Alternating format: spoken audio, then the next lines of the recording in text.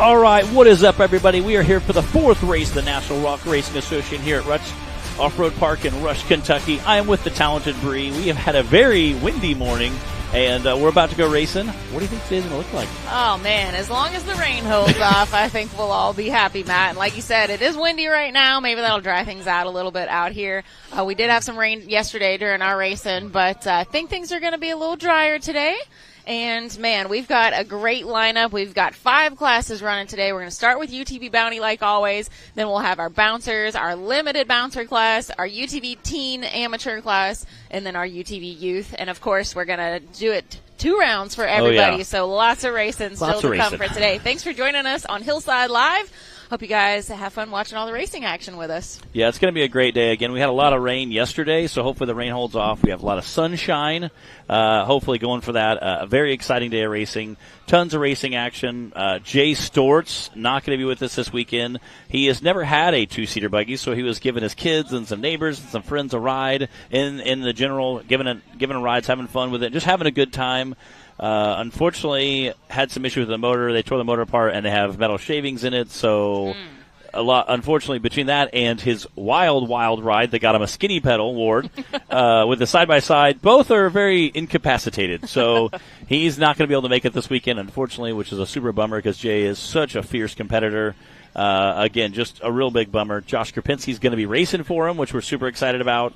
Again, very, very interesting. You know, Cooper Bentley sitting up there on that top spot of that podium. Going to be a wild afternoon of racing.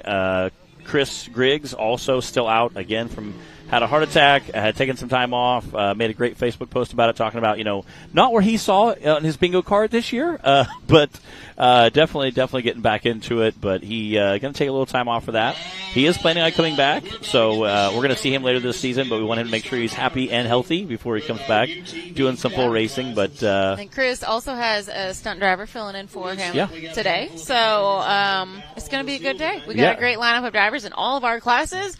I think we're just about ready to kick things off with UTV Bounty. I hear some guys coming to line there. Again, our crowd is packing in here at Rush Off-Road Park. They did a great job of backing everybody up and kind of making sure they're safe. Got a lot of safety fence out there. Again, spectators have been roped off. You can see some of the monster tires behind us that they've made walls for, again, where the bouncers will be coming to. So, a pretty exciting run. And, again, packed out crowd already this morning. Looks like the rain is a little bit off in the distance, but I don't mind a little, it's okay. Little overcast, Future us can worry about that. Future us. We're good for right now. Yeah, future us can worry about that. I do like a little overcast. I can be happy with that just because it does hide the sun a little bit. We were packing everything up in Illinois to load up to head here, and it was very hot and very sunny. So we were not thinking anything was going to be like this weather we're having now. So.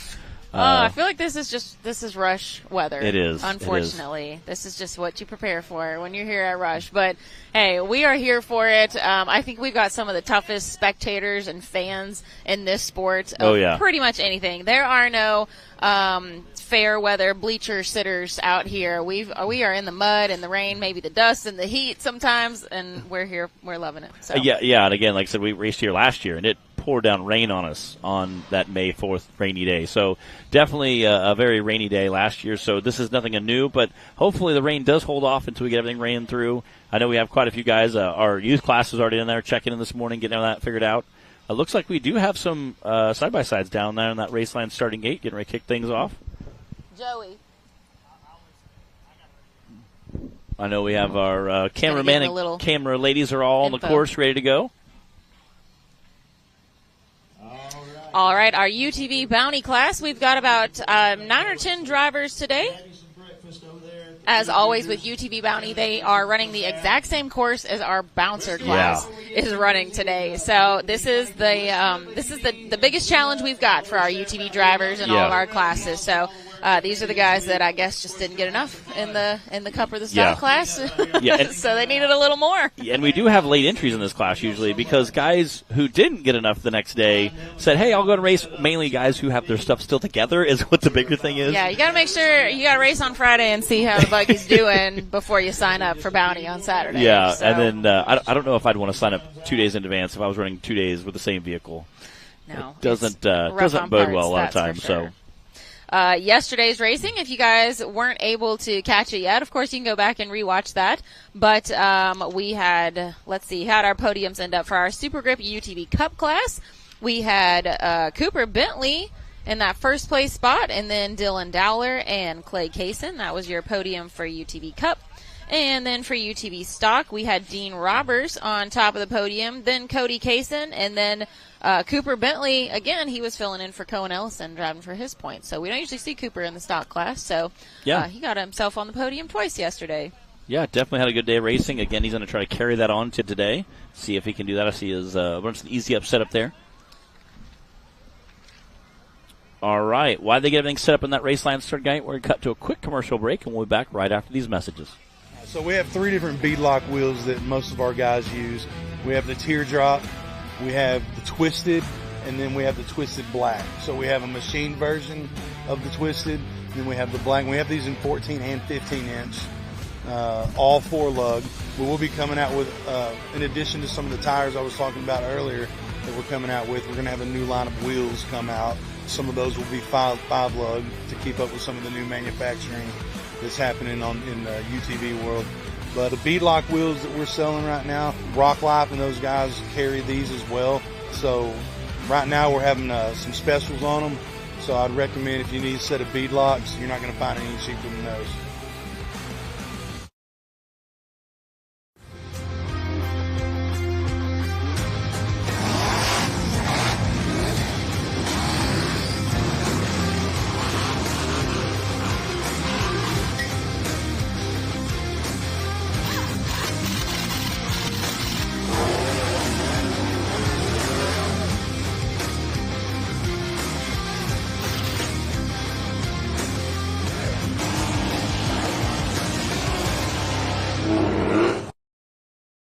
Oil products are engineered for this kind of punishment, you can trust them in your garage.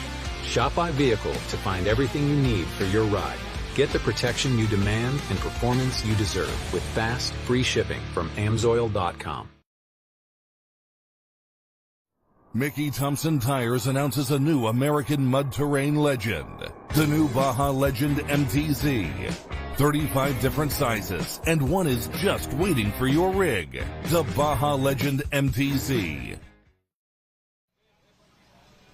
Welcome back, everybody, and we are just about ready to kick things off with Course 1 for our UTV Bounty class. Quick reminder, if you're watching with us on Facebook, go ahead and jump over to the Rock Racing TV YouTube channel. We are just about to send all of the racing action over to the YouTube channel. It won't be available on Facebook anymore, so go ahead and get used to joining us on YouTube instead. We'll see you guys over there for all the racing action for the rest of this weekend and the rest of this season. Yeah, again, that's a great live chat. You guys can chat with us. We have a few dedicated members that are always in there, Ninja Pat being one of them. We actually get to meet him earlier this season, shake hands, kind of hang out with him. He brought his mom to a race, which was super cool. Definitely cool to see that. He had a side-by-side out there.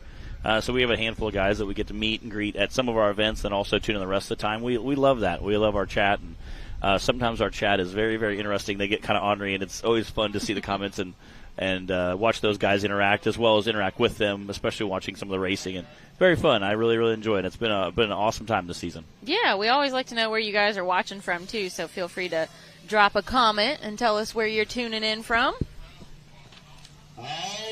And let's head to that starting line. Finally, we've got Jesse Riley kicking things off for us today. This is Course 1 for UTV Bounty, our first racer of the day at Rush, Kentucky. Here we go. There's about a foot-tall lip at the bottom of this hill. And it doesn't really matter where you hit it. That lip kind of changes size a little bit as you go up and down, but it's essentially about the same. Oh, no. Hopefully you can land back. Come on, get back. Dang it. There we go. Yeah. Oh, you can hear the gas rev up just a little bit right there. Oh, man. And what's funny is there's like a dozen different bouncer drivers watching that. You know, the best thing about that is that's a nice, easy recovery down in the flat ground, just rolling back over. Yeah, not Hate too seeing bad that there. for Jesse, though. All right, they're waving a truck over. Yeah, usually if you can't get it with 2 or 3 guys, it's going to be you're going to need something bigger to pick it up with. What a way to start the day here. That's great shot there. Oh, let's hope this isn't a little snippet of the day to come. Yeah, you can see at the bottom corner there a few drivers walking around asking questions, having a good time. But there's a great shot of the hill. You can see how many ups and downs with the flags scattered all across there. Again, we're going to utilize all of the hill plus some you don't see on there. There's the hill we raced at. We've jumped that before. Back in 2017, They had a massive jump we hit. Since then, now they've just carved out a bunch of ledges, and I almost would rather have the jump. And that's coming from a guy who doesn't necessarily want to jump all the time. Those ledges are pretty fierce. And we got so much rain yesterday, it's going to be very interesting to see how that kind of unveils later today. Again, you can see they've moved all the tires up closer to kind of protect in case we do get a rollover. The first ledge is going to be the wildest. You can see there's about 4 there. 1, 2, 3. There's about 3 big ones. And I think the first big one's a lot of dirt, so I think that's going to be your biggest issue. And we'll see how that plays out. Again, the UTV Bounty guys are very brave for coming out hitting these. You can see they'll be coming down. You can see right on the left side of the screen, you can see that's the downhill section we'll be coming through, making a 180-degree turn and going right back up the other side. So it's going to be a very interesting, very muddy day. All right, we got that Amsoil action shot ready. Again, you can see that little lip coming up there. Kind of that back wheel just kicked him just a little bit and just tossed him enough right there. We do have a very wide berth there, probably 80 to 100 feet wide section. Again, you can see that Mickey Thompson flag on the left. There's a race line flag on the right. We have a very, very wide area there to shoot that hill. Unfortunately, not all the lines are perfect, especially, again, these UTV guys. I really kind of have to give it to them. They're such a brave guys for coming out and racing the same course the bouncers do. It's so gnarly for these guys to come out and just thrash through there. It is incredibly hard. So, again, you really have to give a nod to these guys and come up and look at some of these hills in person. These guys are trying. Definitely, and it's never easy being the first one out of the gate either. You talked about, finding that line because they do have a pretty wide area, a lot of options to go up the hill there. So not easy being the first guy, that's for sure. These companies make it all go round. Yeah. Come out and do these things. Getting the buggy all flipped back over there. Again, you can see how many flags are really on this course. Those Yukon do it up at the top there, as Bree would say. Again, this is going to be a very treacherous course, I think, this weekend. Again, the crowd's packed in here. Got our food trucks over there. Got to go eat some food last night at the hot dog food vendor. Had a corn dog. Are we surprised? It was so good. And are we surprised? It was so good. No, we're not. All right, where's everybody tuning in with us this morning? I see Oak Ridge, Tennessee, right across the ridge from Windrock. Yeah, got to do some fun riding at Windrock last fall after Battle of the Bouncers. Yeah. It's a great park. Definitely a good time.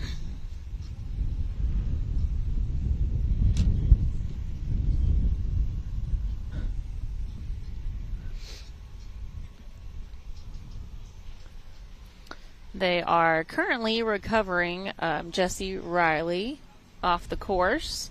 And then we will continue with our UTV Bounty racing. If you guys are just tuning in with us, welcome to the show. You are joining us here on Hillside Live. And we are only one driver in so far, so you haven't missed too much action. We've got about 8 drivers, I think, for our UTV Bounty class still to go. Then, of course, we've got our bouncer class, limited bouncer, UTV teen, amateur, and youth class.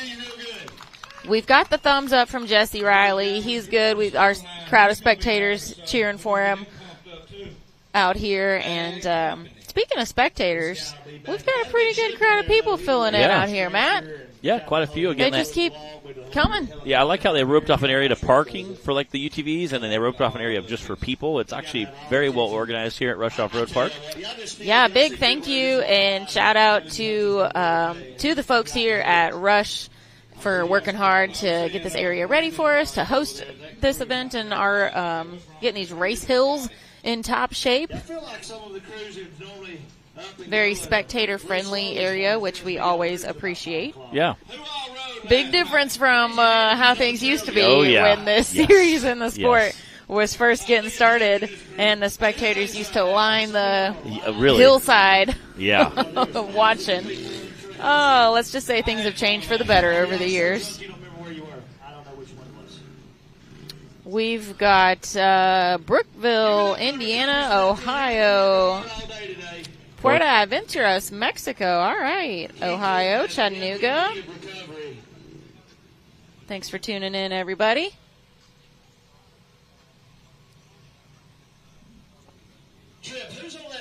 Got everybody getting clear. Make sure you got a course clear again. Checking all our flags. Again, we do have quite a few flags this weekend. Again, that is to help kind of differentiate which way you go on the course. Our maps are very long. We have several drivers who are talking about that this morning, and we had some spectators up there asking, do you guys like the longer course? And I said, yeah, I think the general consensus, most guys do like a little bit longer course because you get a little more seat time.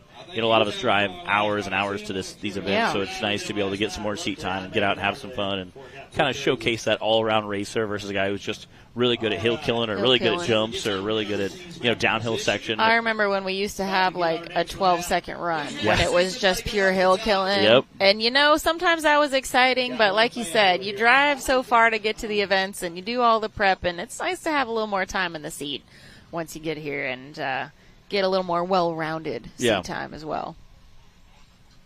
We are ready to keep going here with UTV Bounty Course 1, and Bruce Parker is on the course.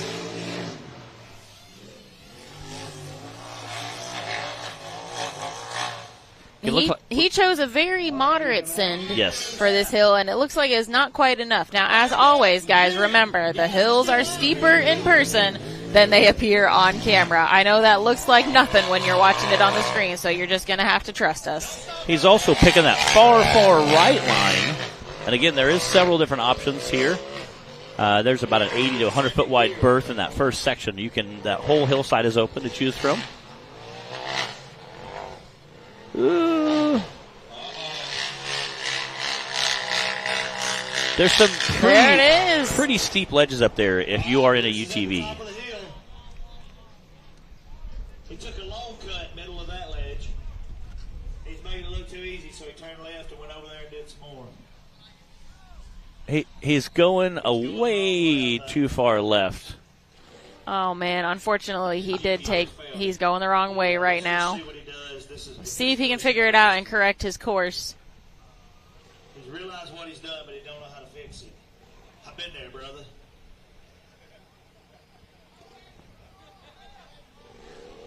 I think he's figured it out. Now he's just got to figure out how he can fix it. I got Bub Meadows up there flagging him. Oh, that's sketchy. Yelling, hey, go that way. At this point, we're just freestyle. Give Bub Meadows for Ridiculous Photography up there, kind of helping out in the hill. Freestyle, but we just created a new category mid-race. What do y'all think about it? I'm ready to see it. Okay, I think he's looking. Let's try this again. He was trying to kind of. Oh, no. Get back on your wheels. There we go. Nice. He's just putting on a little show for everybody. Yeah. This guy is so discombobulated at this point, he don't even know what to do. Hey, but what we can do is cheer for him. Come on, guys, let's get loud. Get him up this hill. I'm ready to see it. Come on, Bruce.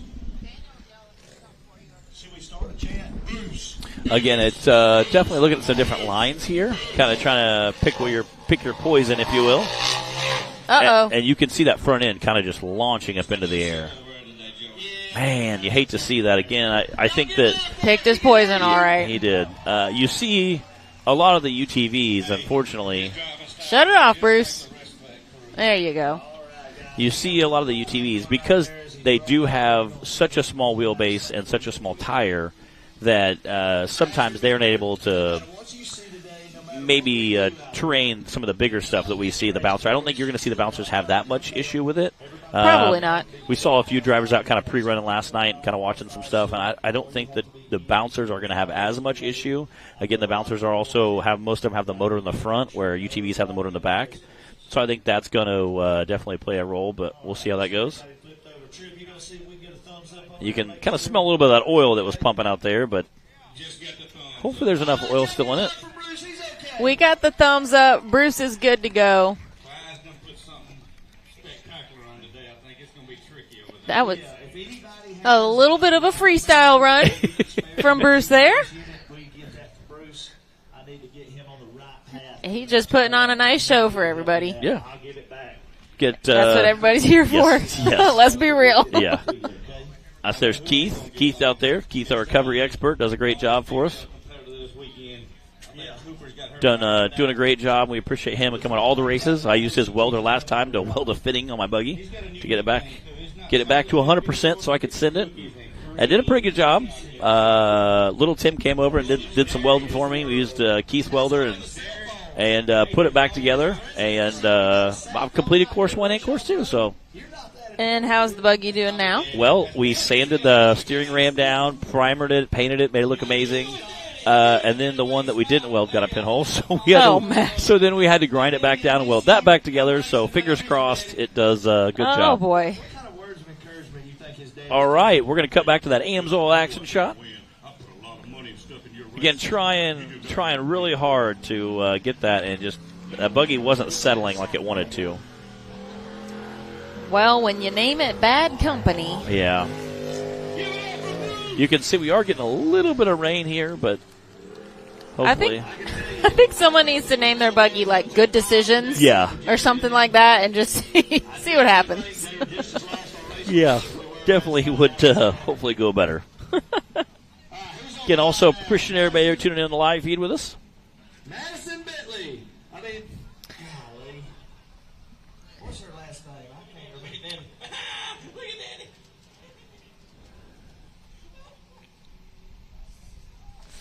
All right, it looks like we've got Madison King sitting in the race line starting gate now. So she can show these fellas what's up. Penny's going to come up here now. Madison's been racing our UTV Bounty class for several seasons now. She's about to eat this thing up right here.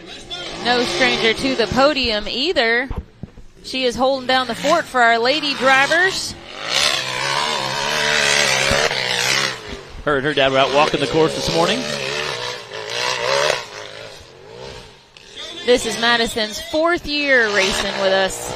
She got into it. She went and watched a race and thought it looked like a lot of fun and that those boys look real slow, as she says. So she thought maybe she could come out and give them a little competition, and she sure has, hasn't she, Matt? Yeah, definitely. She is definitely a competitor. Her dad is down here in front of us with the headset on, kind of giving her some pointers. Again, sometimes in that buggy, we talked yesterday about having that kind of fighter pilot mentality, not being able to see out of the buggy. So having someone outside the buggy that can kind of tell you things you can't see is definitely a huge advantage. And, oh, no. Dang it. Man, stink. You hate to see that happen. Again, man, these spider steps are no joke today, especially like you were saying, Matt, for these smaller vehicles. I think we're probably still going to see some sketchy stuff from the bouncers, but not having the same trouble that our bounty class is. Yeah. I think that, again, it's just such a small wheelbase, such a small tire, and the motors sit in the back, so having the motors sit in the back of these makes a big difference as well. I think when the bouncers hit it, the front mount engine bouncers, I think you'll see them kind of settle down a little bit faster after they clear that ledge. We watched Nathaniel Bell was down here last night sending it, and the only place he could really find it was that far right line. So, all right, we got an Amsoil action shot. Again, coming up, you can see that front end lift, and it started to come down and settle, but unfortunately there was just a lot of weight right sitting on that back tire. I think if she'd have been able to be another foot farther forward, I think that would have hopefully had enough weight to keep her forward. And you can see the weight just kind of slowly teetered her back, unfortunately, but great run by Madison King. The King's doing a great job for us. So the slow roll when you're just along for the ride. It's nothing you can do about it. It's almost annoying. It's definitely annoying. It's like slowly watch your bike. Just gotta give in. Nothing you can do. Yeah, and you're like, dang it. Yeah, those slow rolls are just almost frustrating. All right, we've got DC Thompson on the line. DC has been struggling. This is his 4th year racing this buggy, I believe. And we were talking a little bit with him last night, and he's just been having lots of gremlins, you know, this season, and he's thinking maybe the motor's just tired. Yeah. It's just tired. You know, 4 years of racing is a lot for any vehicle. He had trouble with his turbo at our last race, and then replacing that, and then some more trouble with it. So, man, I hope he can get a good run here for UTV Bounty Course 1. Looks like he's also trying that far right line next to the race line banners there. Trying to kind of hug that line. Again, there's a little bit of a lip. I don't think the bouncers have as much issue. I think they'll soak that up a little bit more. Dang it. Oh, no. Oh, no. Oh, dang it. Oh, goodness. Oh, no, it's on the hill still. Dang it. Man. You know what, Matt? I know how that feels. Yes, you do. Yes, you do. To be sitting in the buggy and be looking at your wheel on the track without you. Yeah. I think yours actually rolled past you. It sure did. Sure did. Yeah. Oh, that's tough. I hate that for DC. Yeah. You know what, though? Last night when I was chatting with him about it, and I was like, oh, man, I hate to hear that for you. You know, it's frustrating when you put in all the hours working on it and coming to the events, and then stuff's just not working right over and over. And he's like, yeah. He's like, well, you know, I'm mostly here because it's fun and I like to hang out with everybody. He's like, I'm not in it for the points. I'm here just for the fun of it. And I was like, well, you know what? That's a good attitude. And that's an attitude you got to have if you're gonna commit to the racing life. Yeah, 100%. And again, DC Thompson, you know, again, a guy that definitely does a great job, fully commits and sends it all the time. I want you to drive back through that race line starting gate with just a wheel dragging. Well, that's not the first time we've seen that happen here at Rush either. I know Madison King, 2 years ago? Also, we were watching her drive around with only 3 wheels attached, and then I think they ratchet strapped the frame, and she tried to do her second run with it. And it was very impressive. Yeah, hate to see that for DC. Again, definitely a fierce competitor, and you hate to see that for him, but definitely had a heck of a run going there. Was trying pretty hard to squeak a good time out. You kind of hugging that far line. There's a pretty good ravine there, and with these guys running a much smaller tire than the bouncers, it's really hard to push that up that hill.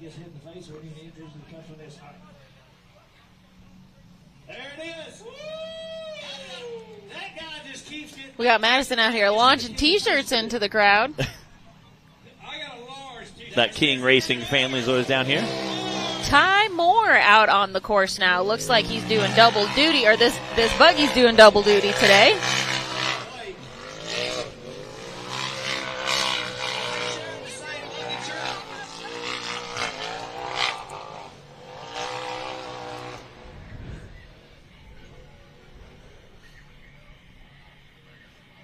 Again, taking his time checking to see where exactly that line is. There's a whole bunch of turns up there, and you want to make sure you make the right one. There we go, passing up those ledges. All right, if he rolls over, I'm going to throw this shirt. What do y'all think the chances are? Again, picking the lines coming down. You hit a kid in the face, man. You need to get your heart right. Here we go. Let's get bad company up here. Come on, let's get him up there. All right. Is he going to be the first one up these spider steps? That buggy learned last time. This buggy's already had one attempt. We'll see if it learned its lesson or not. Ooh, trying the middle line. Okay, straight up the middle. Yeah. Gotta be quicker than that. Again, this is that last couple of feet's almost straight up and down, so. Yeah, let's go. Oh, speaking of straight up and down. Yeah. Again, being able to launch that hard and then let the buggy settle, you know, is really kind of the key there. But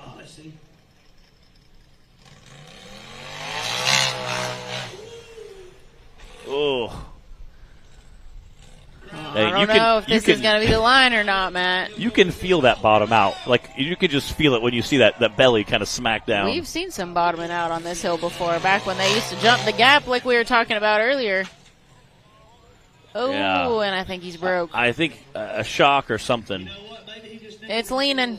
Yeah, you can see that right rear corner wedge way up in there. Oh. Dang it. Bad company is done. Yeah, it's been a bad side-by-side. It's going to bed with no supper. It's had a rough morning. But this is a kind of a brutal course. I mean, really to have, coming out here and just really kind of attacking it is a great job. Again, our Bounty guys, I always show a lot of love to. They do so much, and with such a little vehicle, it's impressive to see what these guys can do. Well, we're 0 for 5 so far on Bounty Course 1. Let's check out that AMSOIL action shot real quick. Some dude's pointing at a guy where, is that your boyfriend you pointing at? Oh, yeah, all that came down on that man. back corner. Yeah. I got you a shirt for it. Wade. We got Tripp pulling and Joey Beck on the microphone out here for our live crowd, our spectators. Having a little extra fun for this weekend's anniversary bash here at Rush Off-Road. I think you said the EB said their grand opening was 2012, I believe. I know my first time racing here was 2017. I'm not sure if it was before that. It was a very good time. First time I got to see Richie Keith race in person. Yeah. He definitely sent it that day. We had the big jump still over here. That big. You never saw Richie until 2017. 2017. Wow. Because 2016 I went to some events, but he wasn't racing on them. I don't know if he. I didn't realize that was. Well, 5 years later than when we got started. Yeah. I 2016 I went to some events. Glad you made it, Matt. He didn't race. So, and then I started racing in 17. I raced for ever since 9 years. Been racing. Yeah, almost 90 events at the end of this season. So I figured I at least got to hit 100. You know. Trying to keep up with Randall Key. Yeah. Talk about getting a skinny pedal nomination. That guy ripped the whole corner of his buggy off. Oh, and we are sending them. I believe this is Derek Schaefer. Out the top there. Again, making that right line kind of work for him. Again, wheelbase can also play a big factor, too. Some of the buggies that are a little more narrow, a little bit shorter, might be able to tackle some of those ledges a little bit easier. I believe this is DC Thompson's old chassis. Is he going to be the first one up this hill? Well, I'm going to tell you the truth, Tripp. I don't know what's going on at the bottom of this, but this first one's what we're focusing on, but it's not the first one that's worried me. It's some of them at the top. We just got to get past this first one. Again, these guys are literally at this point just trying to get through this stinking course. All right, moment of truth on the spider steps. Kind of feeling out.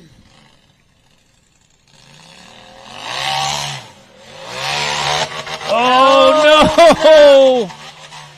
I don't know if it went into neutral or he threw a belt, but it immediately revved up. Dang it.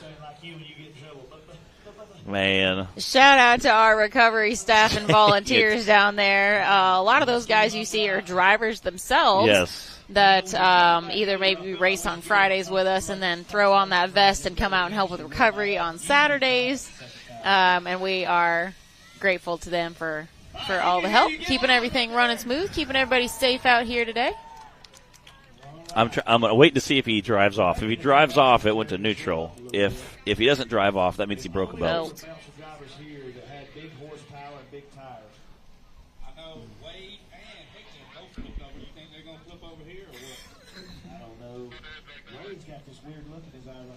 Yeah, again, just adding to our DNF category there. They're piling up. All right.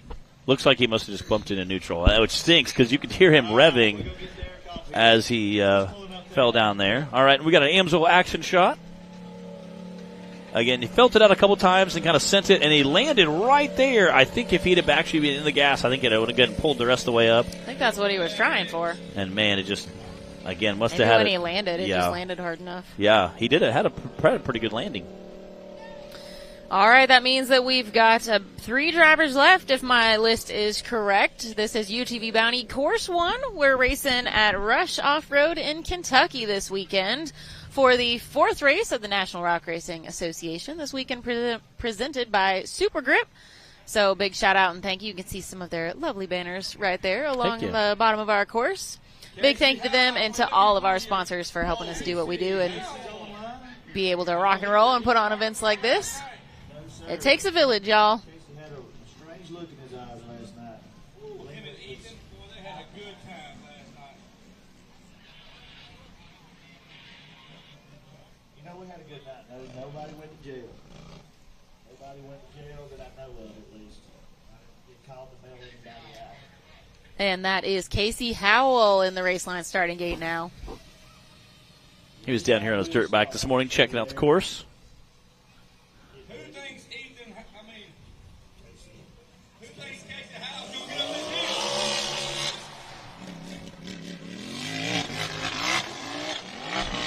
There we go. Nice smooth run. Again, didn't come in with too much speed. Was able just to kind of let it settle and climb. Nice moderate send. It was. Nothing crazy, no big bobbles. Again, sometimes guys come in a little too much speed and it really kind of bobbles the buggy.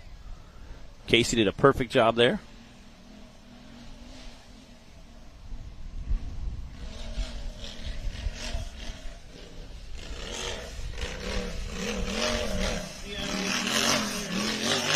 All right, Casey, time to be a hero.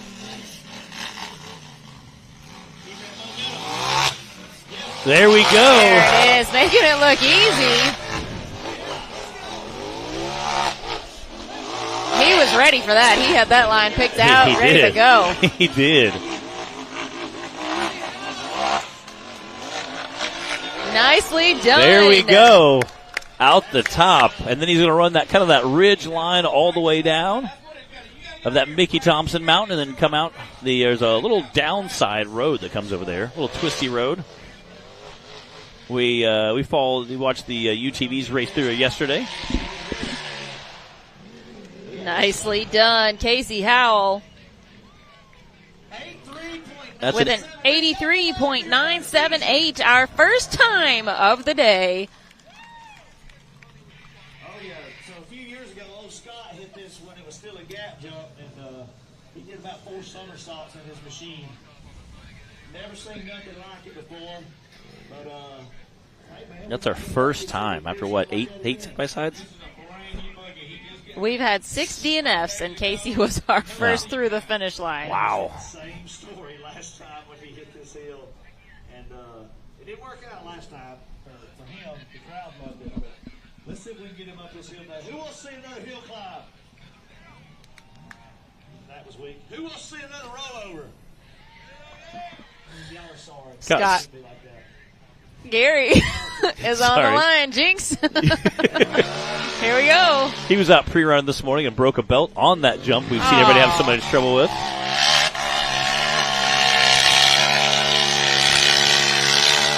This is we were talking about yesterday about brand new buggy. They literally picked this brand new built buggy up on the way here. We got to talk to him a little bit this morning. Yeah, Scott raced with us yesterday in the Cup class as well, so he's getting that seat time in the new buggy this weekend.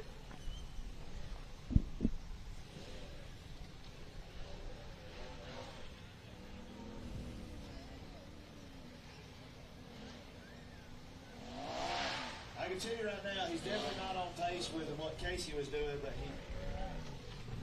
I don't think there's a competitive advantage to doing that way.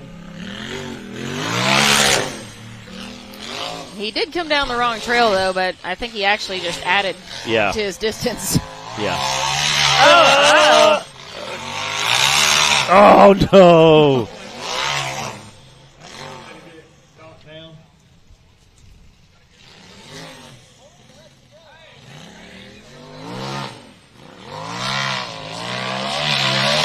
Oh, there he goes.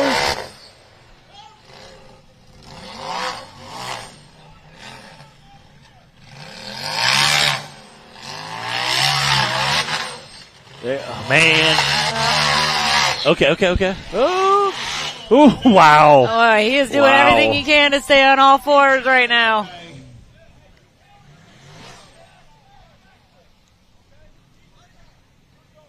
Hey, when you're trying to let him know he went down the wrong side of the hill, he's being informed. He can make his own decision from there.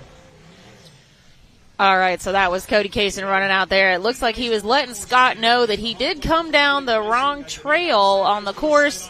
We're letting him know, so he's got a chance to fix it here.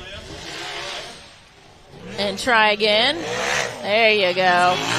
So our general rule is if a driver does make an error on the course, if they can go back and correct it before they cross the finish line, then that still counts. Man, he is so close right there. And you would hate for a guy to make it, get a great time, and unfortunately have a DNF or end up with a 30-second penalty.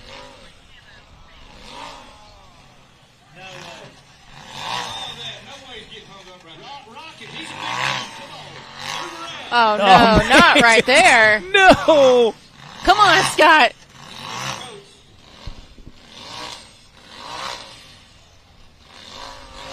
Yeah. Dang it. And coming from a guy who's been high-centered on tires like that. No, that's heartbreaking. Not where you want to be. Wait, what's he going to do? What's he going to do? Come on! Come on! Scott. Come on! I think he's got it back just enough, maybe. The Come on! crowd is cheering for That him. is awesome. Come on, Scott. Oh, there he goes. He's like, he's doing like a mobile mount as he's jogging by. That is awesome. All right, this is some entertaining racing right here. That is awesome. Cody's like, all right, this is what you got to do. And you'll notice Cody and nobody else has touched the buggy yet. Once the buggy gets touched by outside help, then it's considered the run to be over. So they're keeping hands off while they're making sure he gets, back strapped in correctly. He's got 1 minute, Clyde says. 1 minute. Now, as long as he can, 1 minute is the time limit you can no longer back up. As long as he's keeping forward progression after that 1 minute, then he's okay. Less than a minute. He better get it going up this hill quick. No pressure, Scott. Yeah. Literally, the clock is ticking. Oh, my goodness. That is awesome. Again, the crowd was definitely going nuts when he was literally got out and pushed his buggy back.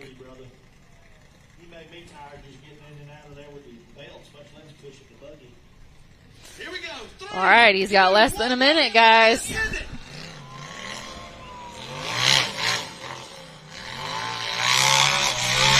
Come on. There we go! Yes! No! Oh, he needed just 6 inches more clearance on this buggy. Come on. Go right. Go to your right. Come on. Go. Gear. Don't stop. Come on, you got it. Go. Don't live. You can do it. That's right. No, come on, Scott.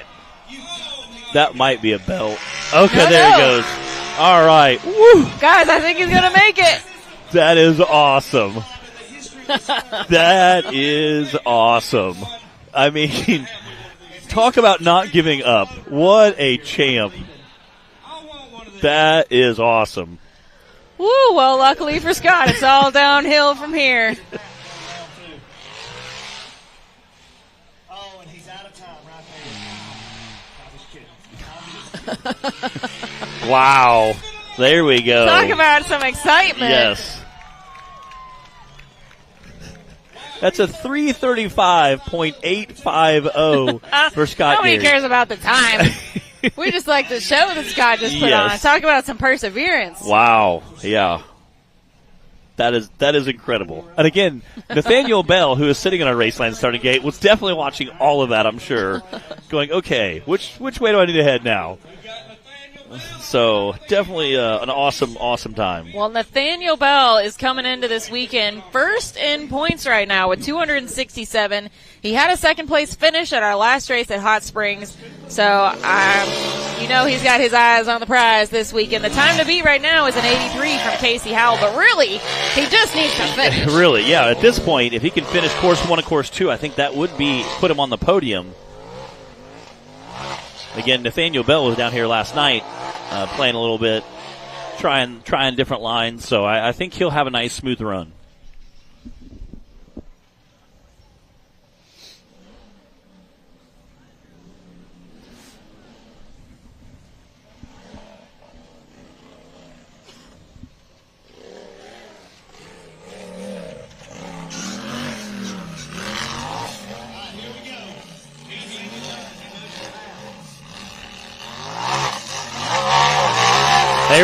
Here we go. Nicely done.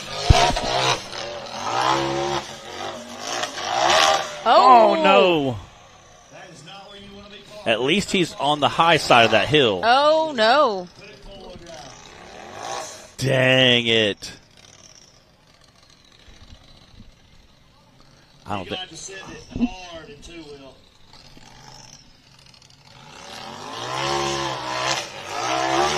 Oh, man. He's in two-wheel drive. Ugh. Trip, what do you think? You need to figure out how to get them front wheels back on. Well, that was pretty obvious. Oh, he's so close. I think if he can make that, this is the last ledge, I think, except for the little bit of rocks, the top part. If he can make it past this in two-wheel drive, I think he can get a finish out of it. Man, dang it. Who thinks it can be done in two-wheel? Dang it.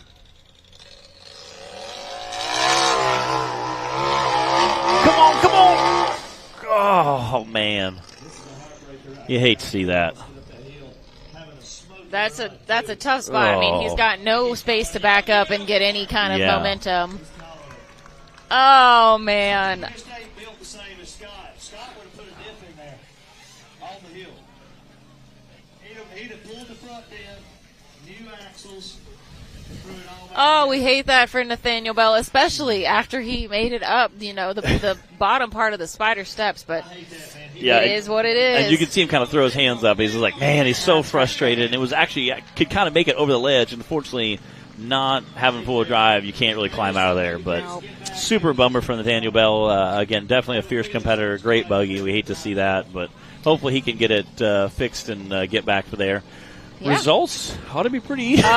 Pretty simple. Yeah, Casey Howell with an 83 and Scott Gary with a 335. Yeah, but you know what? That was awesome. Putting on a show for Get us. out, watch him push his buggy back off the hill. Yeah. Good times. The drama. Yeah. But, all right, we're going to take a quick reset, and we'll come back with Brock Bouncers right after this commercial break. So we have 3 different beadlock wheels that most of our guys use. We have the teardrop, we have the twisted, and then we have the twisted black. So we have a machine version of the twisted, and then we have the black. We have these in 14 and 15 inch, all 4 lug. But we'll be coming out with, in addition to some of the tires I was talking about earlier that we're coming out with, we're going to have a new line of wheels come out. Some of those will be 5 lug to keep up with some of the new manufacturing that's happening in the UTV world. But the beadlock wheels that we're selling right now, Rock Life and those guys carry these as well. So right now we're having some specials on them. So I'd recommend if you need a set of beadlocks, you're not going to find any cheaper than those.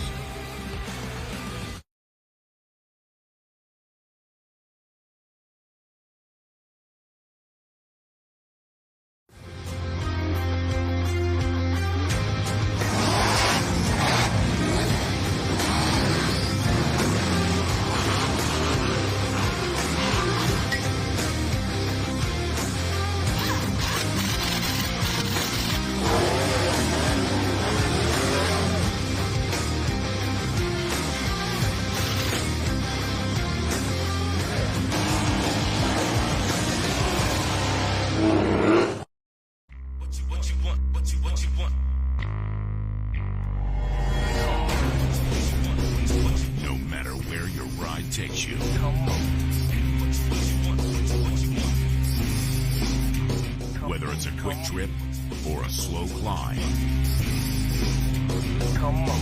When you choose RCP Performance Axles, you're guaranteed to finish every time.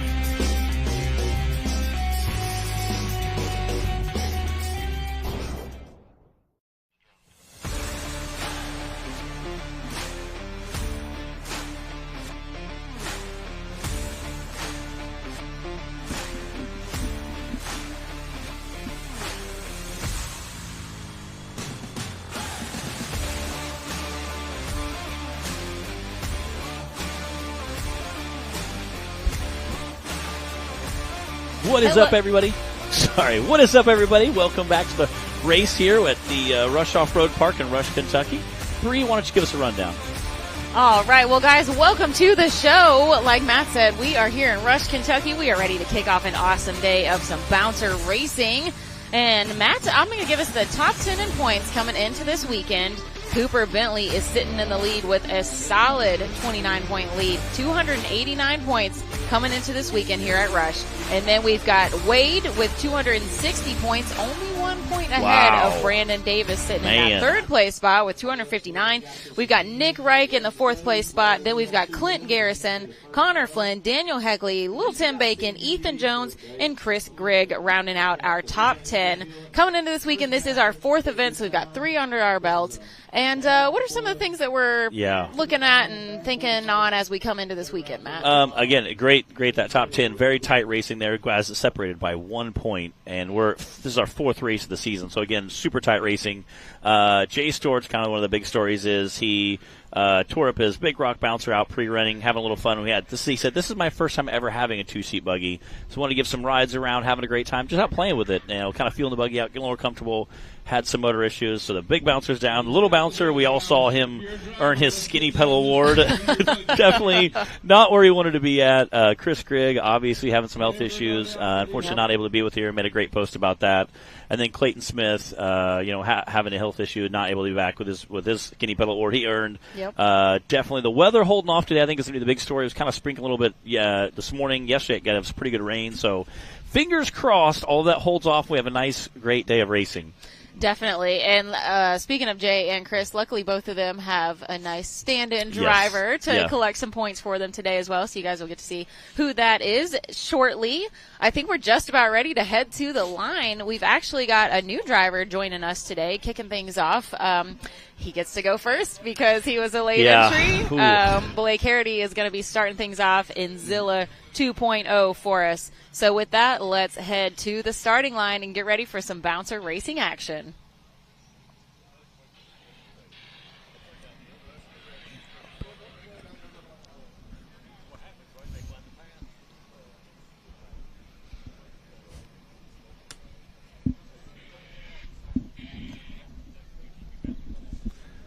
Yeah, you can see the crowd is like just nail biting with anticipation right now as all the bouncers are like starting to get fired up.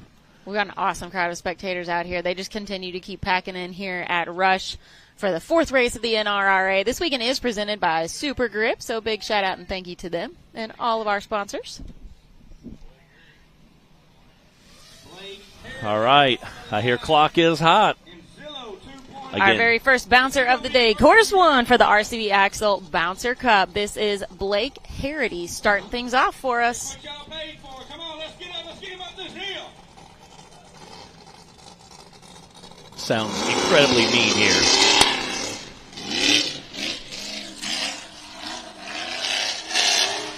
Now, Zilla 2.0, is this Jake Pike's one of his creations. Yeah. Again, Jake Pike, got that familiar look to it. Yeah, heck of a builder. Uses chromoly tubing, so it's usually very lightweight, which is really nice when you're trying to throw a buggy up a hill, Get unfortunately, went a little too far. Oh, yeah, he's coming down where he's supposed to be going up. He's got some people flagging him down out here at the bottom. It looks like he's figured it out. Give him a chance to correct his course here. As long as the driver can correct their course before they cross the finish line, then that's all right. We want to give everybody as much of a chance as possible to do some racing and get the finish under their belt. We don't want anyone to get DNF'd unless absolutely possible, or unless it's unavoidable. So if they get a little mixed up out on the course, we try and wave them down, let them know, give them a chance to go back the right way and get through the finish line. Yeah, and again, trying to be fair, and again, letting everybody know, hey, we're trying to make this as fair as possible for everyone. We understand that sometimes you're going fast, the buggy's bouncing, you might miss a turn, miss a flag. Things happen very quickly. Sure do. As most people know inside of a vehicle. So much like life, sometimes you lose track, and luckily they can help get them turned around. The buggy looks very capable. It sounds super healthy. It does. So I don't think coming down a hill would be something he would have issues with here. He's going to go up and just try that whole top section again, which obviously is not too much of a problem. That was just a rehearsal run. This is the real deal. No! Oh, no, Blake! No, get back on the... Dang it. What man. just happened? Oh, that stinks. Man, this is the heartbreaker. Dang it. I know he's The buggy just fell over. It did. We had a lot of rain yesterday, and there are quite a bit of rocks up there. Oh. I don't know if he just slid off into a ledge or a little ravine. I think it's a little bit rutted on that hill and just enough off camber. Yeah. We've got the thumbs up. Blake is good. We're going to work on getting him recovered. Man, we hate to see that for him because I know that this is a very capable vehicle, and we want our first-time drivers with us to have a good experience. But glad we've got the thumbs up. I doubt anything's broken, so there's always round 2. Yeah, and it was such a slow kind of slide over, I don't think he thought it was even going to tip. Again, you hate to see that just out of such a kind of a simple area there, but, man, that's such a bummer.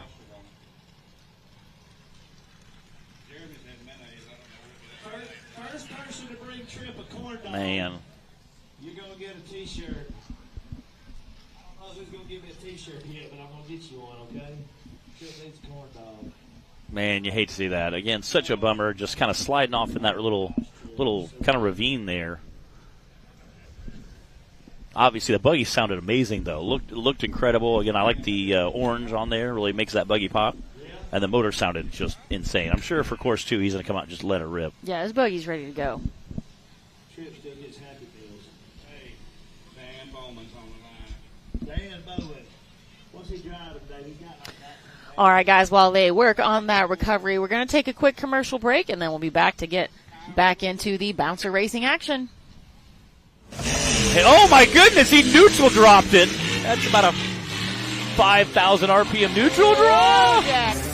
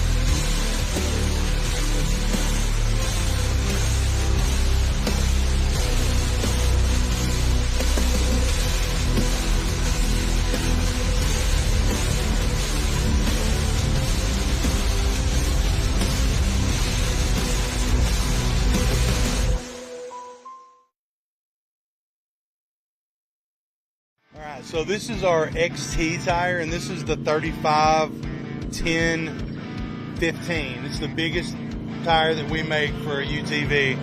And this is the road compound. We have 2 different compounds. As you can see, it's kind of hard to squeeze these together. This is going to last you a lot longer if you're just doing trail riding on asphalt to get to the trails. If you're trailering and you're only going to be on trails, then I'd recommend our trail compound. I mean, it's much softer than grip and grab those rocks really well. That's what the majority of our drivers that we sponsor use the XC Trail compound.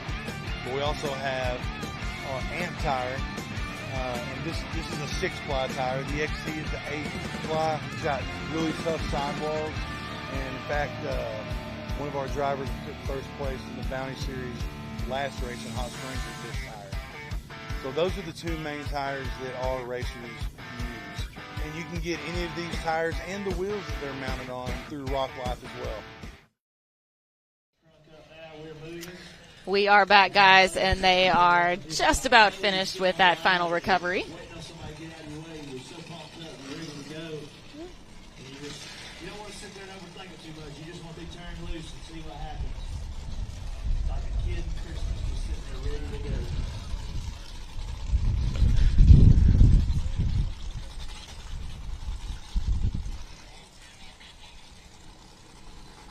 Thanks for joining us here on Hillside Live, everybody. Hope you're enjoying the racing action so far today.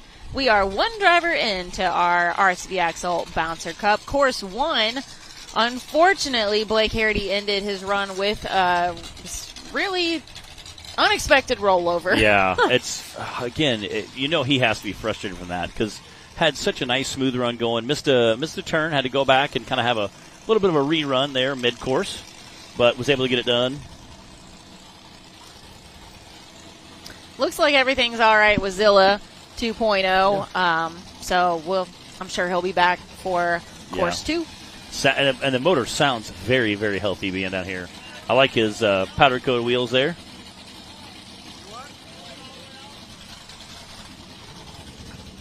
Yeah, very, very clean. Awesome sounding.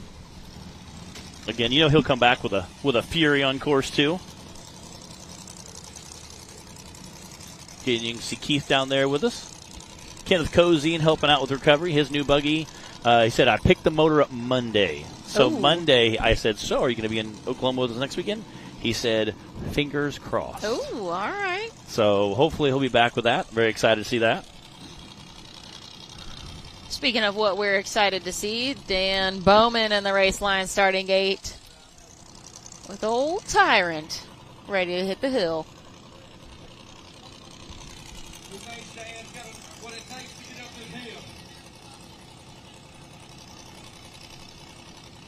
The roof line in this reminds me like a Ford GT. It's just like really low, it's flat, it's like sleek.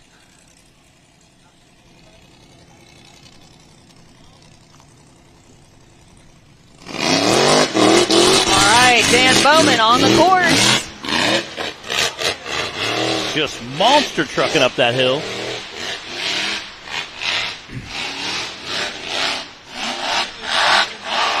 This is Dan's second season racing this TC built Tyrant buggy. You can see he was definitely watching some of the UTV guys miss that turn, so he's able to hook it there.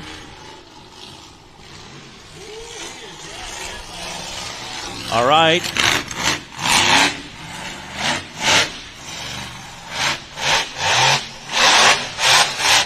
Reverse. Oh, no! Dang it.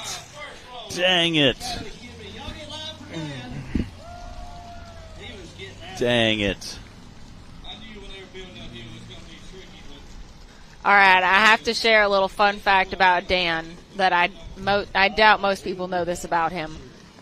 In his spare time, he likes to remix songs using his own lyrics. The hillbilly rapper. Oh, okay. All right, yeah.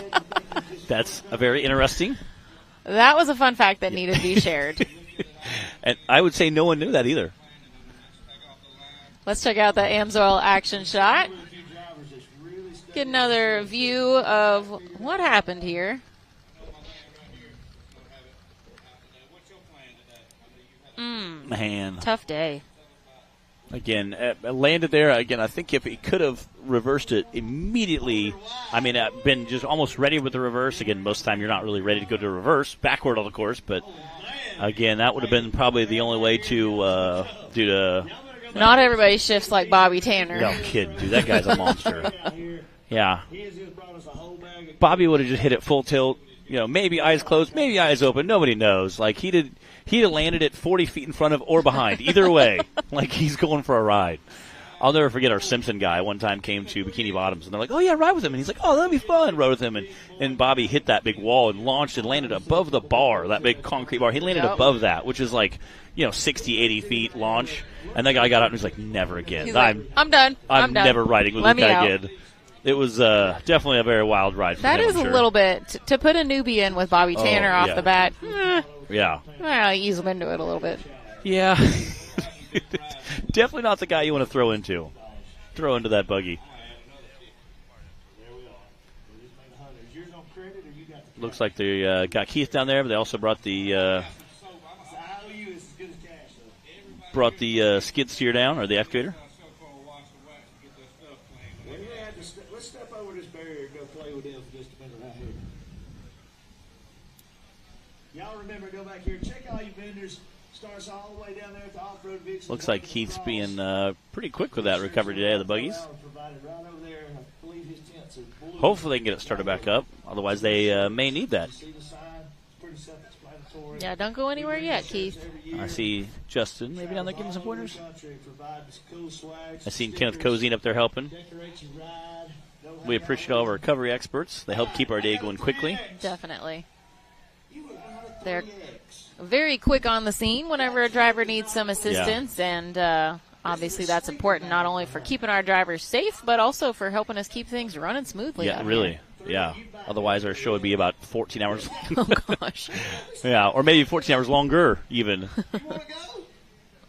Look at him throw his hands up like that. It looks like they're hooking the excavator up to the buggy, and maybe they're going to pull it off that way. Being upside down, a lot of times they want to, a lot of times guys will pull the spark plugs and make sure they don't have anything in the cylinders to mess the motor up. Dude ain't even got his arms out here. Bro, let me get you a shirt, man. This guy knows what he was doing, man. All right, guys, we are 2 drivers in to course 1, and we have 2 DNFs so far. But we've got quite a list of drivers still to go. I'm seeing a lot of names on here. There are. We have a big. Going to be putting down some real fast times. We have a big list of drivers today. What do they got to do to be qualified? Yeah, we have a big list of drivers today. I'm kind of excited. What's the story behind that? Oh, you know that's so sad for Dan Bowman, though. Yeah. We were chatting with Dan a little bit after the drivers' meeting. Matt and I getting to catch up with him. Yeah, he was talking about the brownies that I didn't get to eat last night. Oh, Matt was in the wrong place. I know. Bree makes amazing brownies. And she always says, guys, it's just out of a box. They are. Duncan Hines makes amazing brownies. They are amazing. They are a really, really great brownie. So they are a really great brownie. Bree does a great job at that. My contribution to the Race Life potluck. Yeah, we love it. We always enjoy the brownies. Me and Taylor, our producer, he Rock Racing TV. He does. Me and him usually argue over the last brownie. We will battle it out. He may be a little more. He may be having in the strength department, but I got him in the agility department. So I feel like it's a very good mix-up of who's going to get that last brownie. So make y'all arm wrestle for it next time. Yeah, I'll have to use my good arm. Yeah.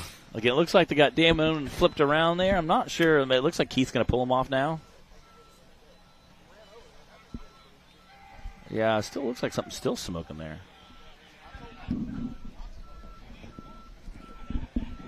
May have got it a touch warm.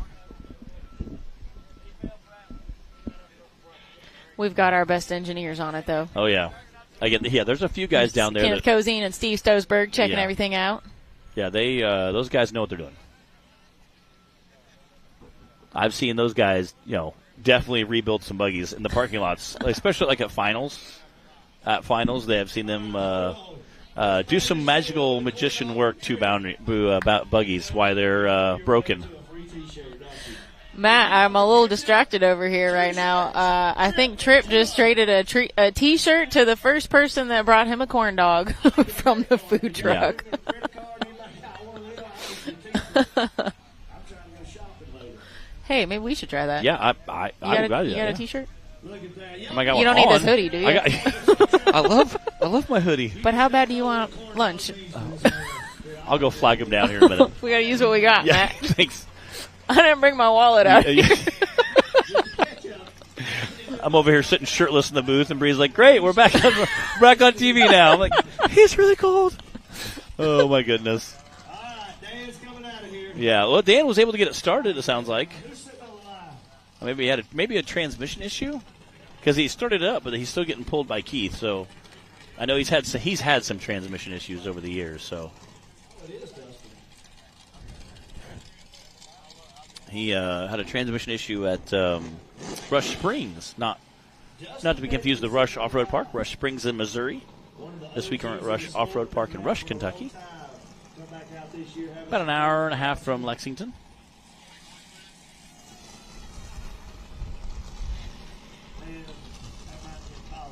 Not quite Pike County, near Pikeville, Kentucky. All right, Dustin Medley getting ready to attack this hill. Trip, is this going to be our first bouncing climb of the day? If it's not, he's fired. No, he's going up. All right, we got Dustin Medley sitting down there in that race line starting gate. This is unfinished business. This is a TC-built chassis. Jed Harbor picked it up and used it for a while. And then he sold it to Dustin, and Dustin's now racing it.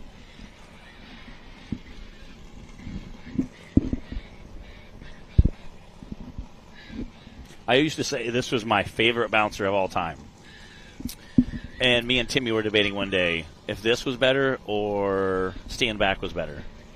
He was saying basically Stand Back is just a little bit more beefy, more bouncer version of this. And so we were arguing, and I was like, well, since you built both of them, you would probably know. Well, we're going to get to see both of them on the hill today. All right, is Dustin Medley going to be our first bouncer driver to cross the finish line? Or is this going to be an unfinished hill climb?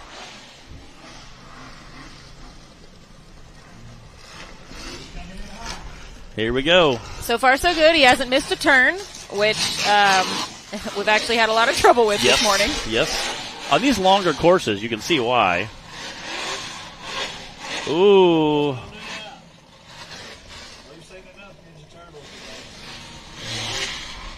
He's trying to use that sidewall a little bit, kind of bite into it, help absorb some of that shock of launching in the air. Oh, there we go. Trying to use that horsepower to climb out it. Use what you got. Oh, no. Oh. There you go. There we go. Nice oh, yes. save. Yes. Oh. Again, that definitely takes some quick reaction time. All right, Dustin's a little worked up now. I think he's going up the top. What do you think, Chip? You need to grab a style, Trip. I can't take you serious while you're eating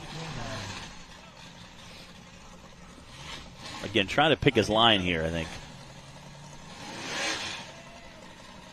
You can see him kind of trying to bite that sidewall just a little bit to kind of offset the harshness of that. Oh, wow. Can he save it again? There we go. Nice. Okay. 2 in a row. He's getting pretty good at that. Yeah. And it's funny because we have Wade Good and about a half dozen drivers down here watching this. I know you saw UTV climb it, but the angles are different, the wheelbase is different, everything changes. I think he's trying to take that line that we saw our UTV Bounty class crawl up earlier, and I don't know if that's going to work the same with our bouncers. Yeah. Oh, man. From where we're sitting, it looks like, oh, man, just jump up it. But that is straight up and down, even a little undercut. It's just, oh, no. Do your trick again? Yeah. Oh, no. Dang it. Man. Oh. Heck of a try from Dustin Medley. Unfortunately, it is an unfinished race course for him and unfinished business today. Casey was out there putting on a clinic, showed him. Man, you hate to see that. Took a lick, didn't you? Part of it. Man, you hate to see that. Again, had a couple really almost successful tries.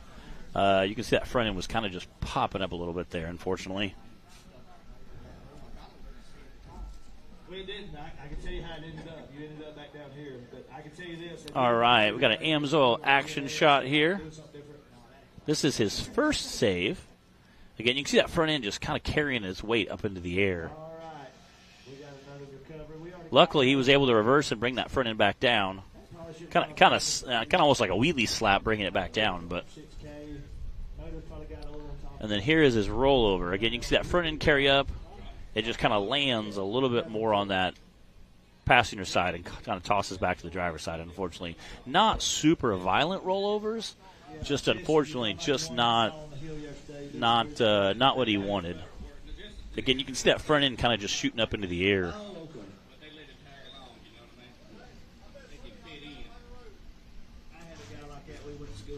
Man, you hate to see that.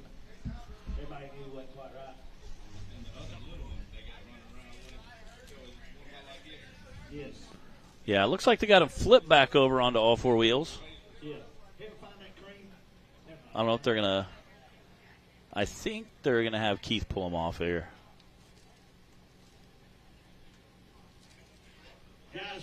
Again, this is proven to be a much difficult, much harder first ledge, I think, than we anticipated. We love you, Dustin.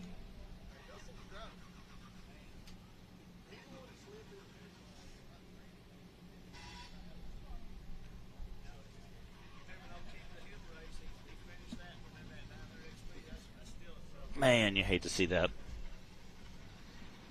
Sounds like he's trying to get it started. You can hear it kind of cranking.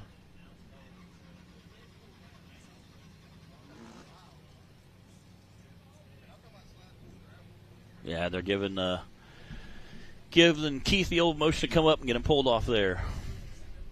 Again, you hate to see that. Hey, Justin, just hold it wide open there, Sam. Hold it to the floor. Oh, wait. Something he didn't do a while ago. I should have told him that before he took off. Trip, you be nice to him. I've been racing with Justin for probably 10 years, and he's a fierce competitor. But 15 flights in. 15 We years. had dinner last night and picking about, we've had some good battles, me and him. I think I always come out on top, but I made him feel good about competing. I've heard it all now. What we got down there? Old Ford plane? He did get it started, but it kind of revved up. Seemed like it, almost like it went to a really high idle as soon as he got it started. So I don't know if they're going to go ahead and get him pulled off or what the deal is. Maybe bit some throttle linkage or something.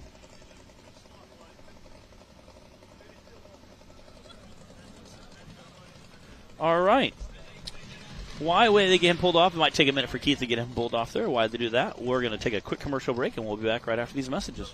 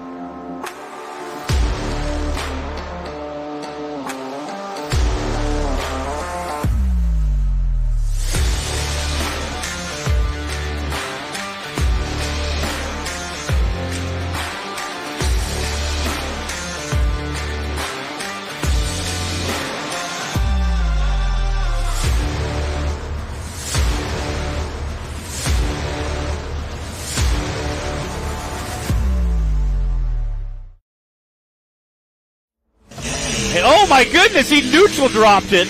That's about a 5,000 RPM neutral drop. Yes.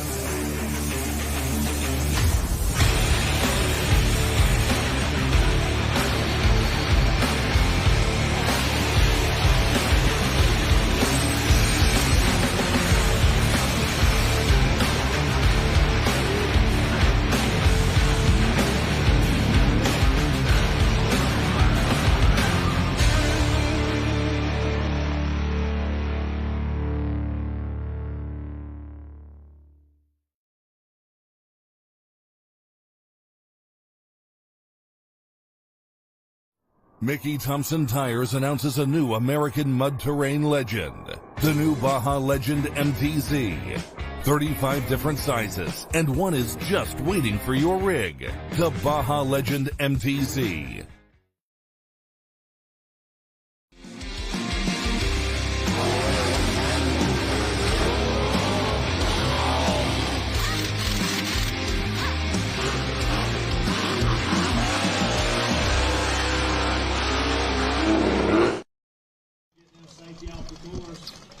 Welcome back, guys. As you can see, I have traded out my co-host. Matt went off to get ready to race, and I've got Trip pulling up here with me now. We're going to have a good time, aren't we, Trip? Man, it's been an exciting day, much less just a day. Yesterday was exciting, even with the rain. It's tacked up here today, so it's been interesting. This hill yesterday, when I knew when they were excavating it and climbing it, and Clyde was putting his little this and that on it, I knew it was going to get interesting, and for the first three drivers, it's been real interesting. Man, we are 0 for 3 so far with our bouncer class, course 1. It looks like we've got Josh Krapinski on the line, though, about ready to put old Ford Play. I'm ready to see this Ford motor stretch its legs. We just finished getting Dustin Medley recovered off the course. We've seen a lot of rollovers today so far. And, man, I'm just ready for that first bouncer to cross the finish line. I guess we've had 3 UTVs, though, make it. Casey Howell made it look like a highway. We only had 2. Oh, 2. That actually made it, in our UTV Bounty class. Casey Howell, and then we had Scott Gary. Man, Scott put on one heck of a show for us. He sure did. Hey, this is his hill. He's been here before and showed out. It's been several years ago when me and Joey were here with Pro Rock Racing. We had the gap jump, as everybody called it. And he was like the first one to go and just absolutely put on the show. Yeah, they did an awesome job. We've had a great day of racing out here so far, and we are just barely even getting going. We've still got a whole list of drivers for Bouncer Course 1, and then we've got our limited Bouncer class. We've got UTV, Teen, Amateur class, and Youth, and then, of course, we're going to run it all back for round 2 for everybody. Josh Krapinski is the alternate driver for Jay Storts. Jay had a self-realization that he just ain't got what it takes to climb this hill today, so he sent a different driver. I'm just kidding. This weather's turned out perfect for the day, Bree. You know what? It's not too bad. We can work with this. Yes. It's not just too hot, we're sweating, or it's not just freezing cold. That's a little right. Jacket, hoodie. It's not raining on us. Nope. No dust. Look at this crowd. I know it. Every time I look over there, there's more people. More and more people showing up. I even got to go out last night and do a little trail riding. It was a packed house. The whole trails were packed. Lots of people having good time last night. There's a great view on the screen right now. Thank you to Dearborn Drone Co. and our pilot Josh for bringing us all the awesome drone footage this weekend here at Rush Off-Road Park in Rush, Kentucky. This is the 4th race of the NRRA this weekend, presented by SuperGrip. And we are having an awesome time out here this weekend. We're 3 drivers in. No one crossing the finish line yet for course 1 of the bouncer class.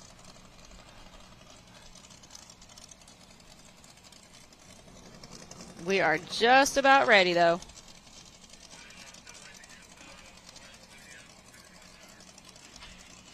Getting that finish line cleared out. You can see right on the edge of the screen there, we're getting Dustin Medley pulled off the course. Make sure there's plenty of room for our drivers to come flying through that finish line. It's slick down there. It is slick.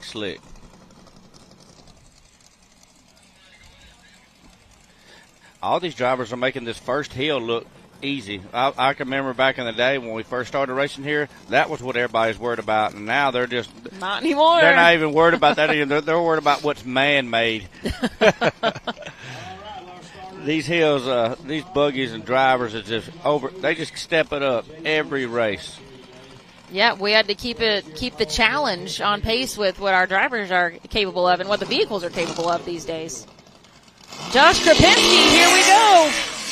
Josh is racing for Jay Storts this weekend. We've talked about Jay and oh boy, how he's not able to make it out here. He's having some technical difficulties Yes. just all around. Yes. So Yes, he is. he found himself some good stunt drivers, though, for both UTV stock class and right now for the bouncers. Yeah, Clay put him in some solid work yesterday. Keep him in the points. That's always nice for drivers to step up and help each other. Oh, he's. Well, and since Josh got this buggy from Jay, Yes, I know. Jay knows what it's capable of too. Yes, this reject fab buggy. All right, how's he going to handle the spider steps? They're all wanting to go to this right side and use that wall. Do you see that's advantage or not, Bree? Man, I don't know. It worked for the couple of UTVs that made it up, but so far it's not looking like the line for the bouncers. It's like all the drivers get to talking. They're always asking, what can we do to this and that? And they know one of them say this, and like they all try it, and if like it don't work, who's going to be the one to take the other line? All it takes is one to make it up, and then everybody else can Figures it out. find that Yep. line too. Uh-oh. Let's if he can get it cranked back up here. Cut off on him. Oh, yeah. Come on, old Ford play. Don't play around. That's right. There we go. He's going to try a different line. I like that. I was wondering who was going to step up and maybe take a different line there. Oh, and he did take a flag, but if he can get through the finish line, then he's probably not going to be caring about That's that right. 30-second penalty. That's right. So sometimes you just risk to say, hey, this line I think I can make it. I'm just going to take me a 30-second. Little strategy, and it's worth it. Yeah. Well, he's giving it all that forward motor's got.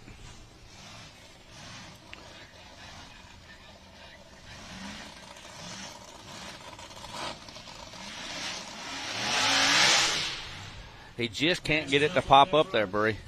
And this is Josh's first season racing in a bouncer. We're used to seeing him in the UTV class. So, it takes a while to get used to a different vehicle. Oh, and he's over. Oh, man. Josh has definitely been getting the seat time so far this season, though, racing forward play. This is fourth event in it. But, it takes a while. It does. That's a huge transition to go from something that's most of the time, nowadays these side-by-sides are 200 to 300 horse. You have Dustin Melley and them's the new Pro R. It's pushing over 4, but most of these guys are around the 200 horsepower range, and to go to something like that's 8 to 1,000. I'm not sure where he's at, but you can tell it's healthy. Oh yeah. We do have an AMSOIL action shot, a little replay to check out. Yep, he was trying that far left corner. Just wasn't quite the line. That's oh no, we're 0 for 4 now. It's been a rough morning for our bouncer class and our UTV Bounty class. So far, we have had 2 drivers. 2 of our UTV drivers been able to finish this course. So, but man, I'm looking down the list here, Tripp, and I see a lot of great names here. I think we're going to end up seeing some. Looks like we really got great redemption on the line down there. Yeah, we got Johnny Gibbs out here today. He's filling in for Chris Grigg, getting those points for Chris. I'm excited to see Chris come back. I know I think his health is progressing, and he's just taking his time to make sure everything's be right. Smart. Yeah, for sure. Prioritize. 100%. I know. We'll see him back out here, I'm sure, as soon as he's able. Yeah.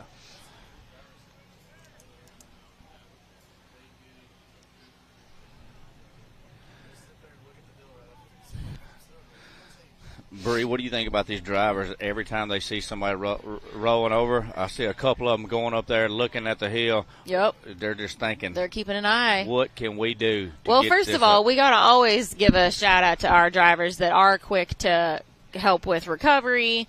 They might be standing and watching, but they'll be some of the first ones to run out there too and help roll their buddy back over. Yep. But they don't miss the opportunity to check out that hill either and see what might be changing a little bit or take a little extra time to study. Yep. See Ben Driscoll climbing up there now. Oh, man. One thing about this hill when they're rolling over, thank goodness it's a pretty soft roll over there. There's nothing there to really hurt these buggies. Mud. So I know, like, we turn around next week, everybody's getting ready. I know I've been in the pits, and everybody's saying the strategies to not only get up this hill but take care of your equipment, because most of them are leaving Wednesday or Thursday of this next week to go to Fiddler's Bend. So. We got Oklahoma coming up in just a week. So like you said, a lot of the drivers will be having to leave a couple days early. It's a good bit of travel for a lot of our race family. So I've got something to think about today. If you tear it up, and you also, don't have a whole lot of time to get it back together. No, but I'll say, thinking about it, you need to get ready for Fiddler's Bend. It's got a cool raft, and I think a lot of drivers and families are coming in maybe a day early and go on this raft. And so they take you in the school bus up river, get in your inner tube, and it's about a 2-hour float back down to the park. All right. I had heard something that they had some kind of like river or creek that you could float. Have you been to Fiddler's Bend before? Yes, me and Clyde went a couple weeks ago out there and looked at it, and it's a beautiful place. It's new. The hills are going to be brand new. Nobody's ever been in this area, so they're cutting all new hills. So it's going to be exciting. It's going to be exciting. Are we looking at rocks? It's got a little bit of both. It's got some of the shell rock, no big tough ledges here. A lot of dirt, so you really don't know what. When we were out there, the leaves were still all on this hill, so a lot of pine straws and pine trees. So you're definitely in the woods. It's so less Disney, more Mid-America. That's correct. Yes, those are my Oklahoma references. Right. It's going to be a fun part. It's going to be a good time either way, but I'm sure that's definitely, in the back of everyone's mind out here today. If they tear it up too bad, they're going to be hustling to get it ready again by next weekend, or not even next weekend if they're leaving a few days early. You've only got a short turnaround. Yes. We don't often have races 2 weekends in a row. Right. So it's a little different scheduling for us. So definitely something for our drivers to be considering today. Yeah, when you're points chasing for this championship, there's all kinds of issues that you're going to have to fight. Not only the hills, your buggy, your time off work. Yep. We appreciate everybody tuning in that couldn't be here today. So thanks to our crowd on Hillside Live for joining us. Hope you guys are enjoying all the racing action just like we are.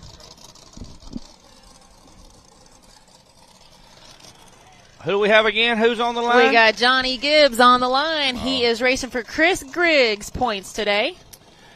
He is I consider him a wild man. Oh, yeah. And this is another Jake Pike build. Our second one on the hill today.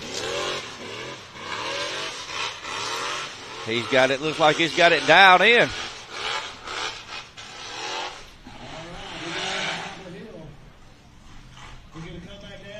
We've had a lot of our drivers miss the turn at the top of the hill today, too, and get a little confused out here. So these are some long courses. This ain't back old school when you get at the bottom and go straight up to the top. You know what I mean? This is a lot of ups and downs, cross hill, side hill, and you got to study that course map and make sure you're paying attention. Yes. Well, what is he going to do? What side is he going to take, Bree? I think he's going for the right. Oh, look at that! Look at that! Right up it. That's what we've been waiting on.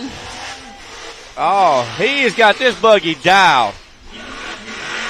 Hold on now. It's the Yukon Do It Hill, so come on, Johnny. Can he do it? Johnny, again, I'm sorry.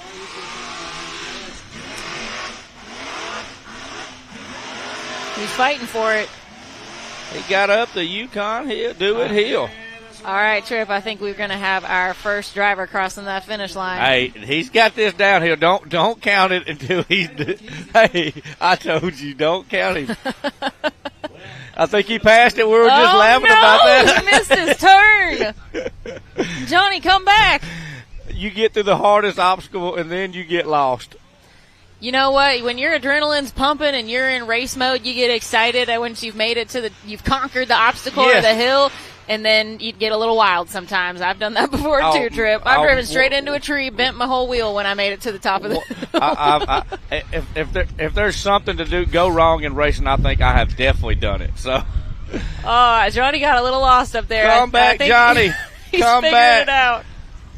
Joey was laughing earlier. We were laughing about somebody getting lost earlier, and I think you might need GPS now. It might be the new thing Clyde's going to install. Here he comes. He's There back. it is. He's back. Come on, Johnny. Get me a time. Oh, man. You know he is just so frustrated in that buggy. That was the scenic route. Oh, he still didn't cross the finish line. He still has not crossed the finish line. He's going back again, Bree. Look, here he goes. Look. Can he get it? Oh, my goodness. Wow.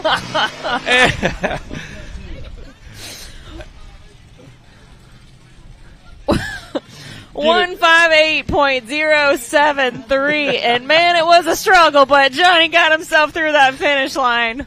Our first bouncer of the day so far. Wow. We know it can be done. Who can get up the hill and not get lost? Oh, boy. Oh, man. Hey, looks like we've got Brandon Davis and Menace on the line. These new race line orange wheels with these Mickey Thompson tires, always good to see on the line. Brandon knows how to make good use of them, too. That thing sounds so good in this holler. Whoa, what a that bounce. sounded rough, though.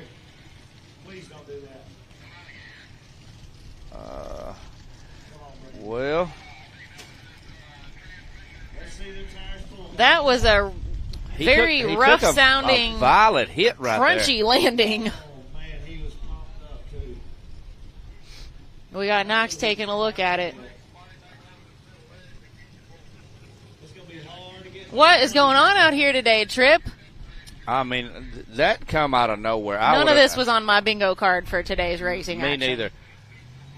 Guys, just remember, like I said, it's tough. These guys put all the work in. They're saying it's separated his transfer case, so he's had a. To have failures like that, it's That's a sketchy situation too. There, I hope he can still has brakes there, or at least got it back in park there where he's at. So, Man, let's check out that Amsoil action shot and get another look at that. Hard hit for Menace. yeah, You know, I still wouldn't have expected that outcome from that, though. We have seen this buggy take a licking before. a lot of licking. And speaking of what Brandon's got in the stable, so have you seen the new video of his new UFO? I did. Cheryl showed me last night. I haven't seen it in person, but he did send me a video of it the other day, and it was hard to keep quiet, and I was thinking he didn't really say that he was or wasn't bringing it, so it kind of had me interested to see if he was going to show up with it. But I'm hearing that he is going to bring it out some this week, so this race season. So next week, you never know. Now, Well, yeah, depending on how things are going. I know with he Menace. had issues yesterday with his clutch and his Can-Am. Yep. So Yeah, it's been a tough weekend of racing for Brandon.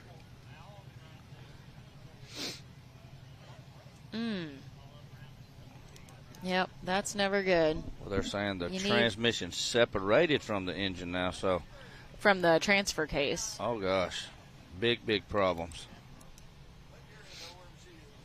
Yeah, you need those working together. See if he'll come over and talk. just got a report that Dustin Davis is not going to be competing in round 2. There's a few of them. Wow, guys, we are, let's see, 6 drivers in on course 1 for the RCB Axle Bouncer class, and we have had 1 driver make it through the finish line so far. Johnny Gibbs, our only driver so far to get a time on the board with a 1:58.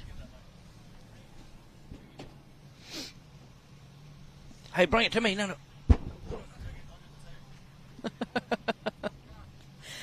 And we've got Dustin Medley joining us in the booth right now. Gonna get your input, your point of view on how things are going out here. First of all, this has been a little bit of a rough morning out here, definitely. Dustin, and I know you've been a victim of this race course as well. So tell us about your run.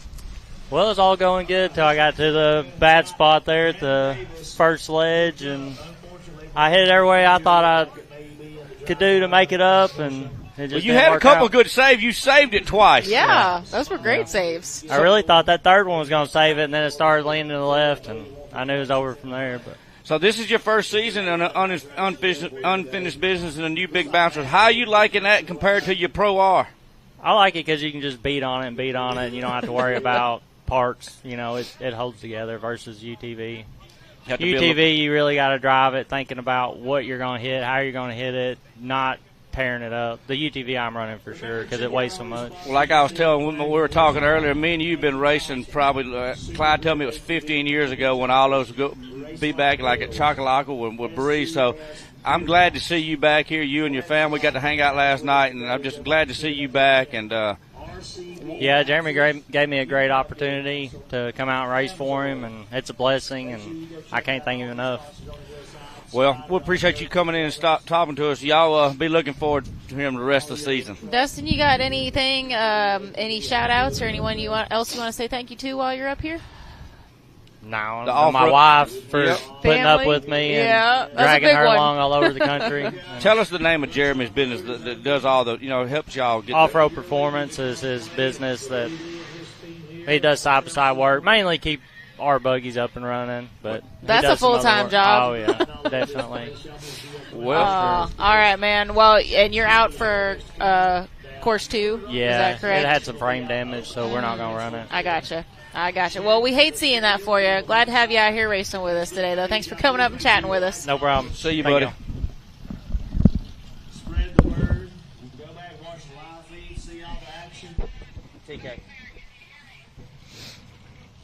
I see none other than our own Matt Holt on the line.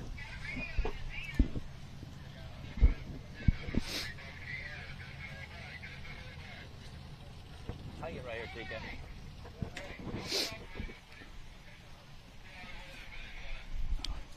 Well, it's good to see an old Dustin,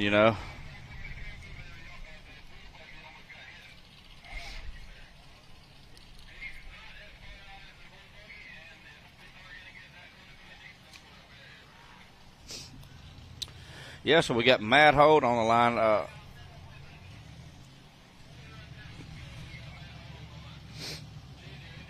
right, we're getting course clear. Making sure that we've got our recovered vehicles pulled off where they need to be. It gets tight down there in the pits. If you had a couple of them broke and they're down there trying to work on it, they just want to make sure everybody's safe. There's a lot of moving parts going on. You've got 2 or 3 guys working on something and it's focused, and you're not worried about this other one trying to get to the line. So it gets to be like a Tetris game down in the pits. But Clyde's got a lot of volunteers and his family here, and a staff. It takes a lot of people to put this show on. It does. I always say it takes a village, and we are so thankful to everybody from our media to our recovery staff and our safety crew. Everybody are in the pits organizing, and we couldn't do it without everybody pitching in. Matt Holt is ready to rock and roll. Let's see what he can do with this hill. And high society.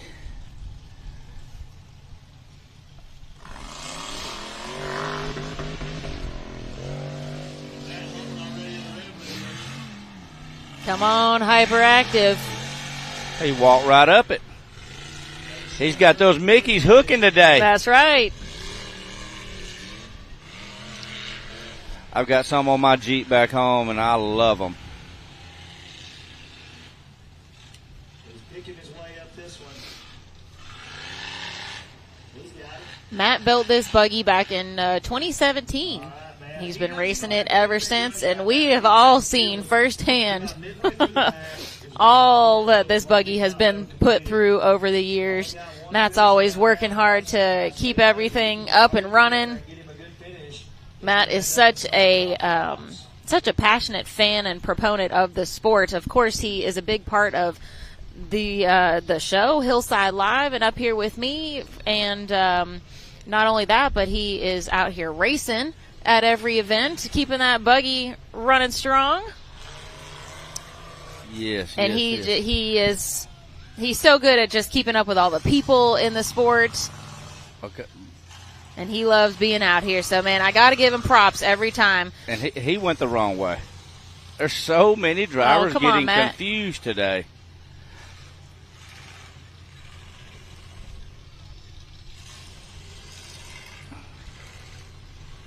I don't know if Matt studied his course map quite enough. He's trying not to hit a flag. He's trying to work it Well, over. here's the thing. When you're strapped into a bouncer and you're trying to back up trip, man, you can't see Oh, no, anything. with your head restraint and When everything. you got your Hans device on and you're strapped down tight with a 5-point harness, unless you've got a backup camera or something or somebody spotting you, it is not easy. So I'm sure that's what was going on there for Matt. I remember back in the day, I would have to talk to Cash in his ear through his radio, and just those are so important. It makes a difference. Can he get up this wall here? Can he be the second to make it up? Moment of truth. Come on, Matt, get it up there.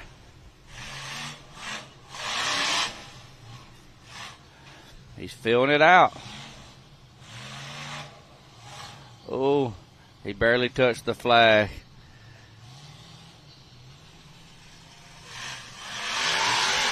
You know, at this point, I don't even know if a flag penalty would be the worst thing as long as you can just finish the course. You're right. Oh, well, he got it. Oh, well. I know Knox is going to be. Luckily for Matt. Yeah, Knox is going to. Knox like that. Oh, I think the front end just quit. He just Matt. broke. He just broke.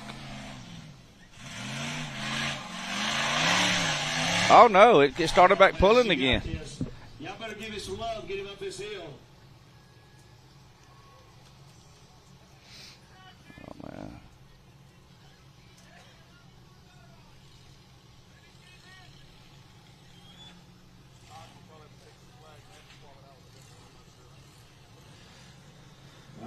Well, it looks like he's pulling it off. I think he had some issues with the front end. I hate that for Matt.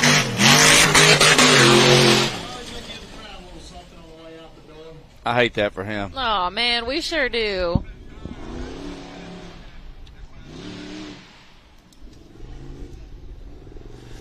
And another thing, it's got to be tricky to try to get that flag back where it's it's equal to everybody, because that's the issue there. So they have to get that flag back exactly where where everybody's got the same playing field. Our flags serve a lot of purposes out here. Not only is it to show off our lovely sponsor logos, but also we want to make sure that all of our drivers are running the same course. No cutting corners or, trying to find a little shortcut. We want to make it as much the same as we can for everybody, keep it fair and square. And also we use the flags to mark any areas where drivers might need to check up because of a safety concern. If there's, a stump or something that is not changeable or fixable on the course and they need to be checking up and not be flying in full tilt. So we'll use flags to mark an area like that as well. So they are a 30-second penalty if the flag gets knocked down. And you have heard us talking about that. Sometimes the penalty might be worth it if that's what it takes for you to finish the hill. But for the most part, you want to stay away from the flags. It's one of my new favorite buggies, Connor Flynn and Buzzilla. Connor Flynn is coming into the weekend 6th in points overall right now with 227. And he is ready to rock and roll. Another Ford-powered buggy out on the hill today. We more and more every year, it seems like. And Connor is flying up this hill. That rear engine, he's making it work. What is that rear engine going to do on this step up? Ooh, I don't know. We'll find out. Connor's been racing for about a year, or he says about a year of being serious about the sport. Yes, he is. After hitting a few races here and there, it says, well, turns out he loved it. They built this rig, and he's been racing with us all season now. I don't know if this is rumor or not, but they tell me they've got another one in the mix. Oh! I think he's got it figured out here, though. Oh! Wait. Oh. Oh, no, Connor. Oh, man. I hate that for Connor. We've got the thumbs up. Yep. He's good. He'll be back for round 2. But, oh, man, this is a heartbreaking trip. So we've only had one finish so far. One finish so far in our bouncer class. Wow. Johnny Gibbs probably feeling pretty good right now as the only one to cross that finish line. I think he felt so good that he just went off and took a joy loop just to make anything interesting. He's like, I know I can hit the hard part. Finding my way it seems to be the most difficult part. He was focusing so much on that, and I don't think he thought about what came after it. But you know what, Trip? I'm looking at the rest of our lineup here. We've still got a lot still to go here on course 1 for the bouncer class. So I think we're going to be seeing some great runs getting laid down. Oh yeah, I think there's still several more that's definitely going to climb it.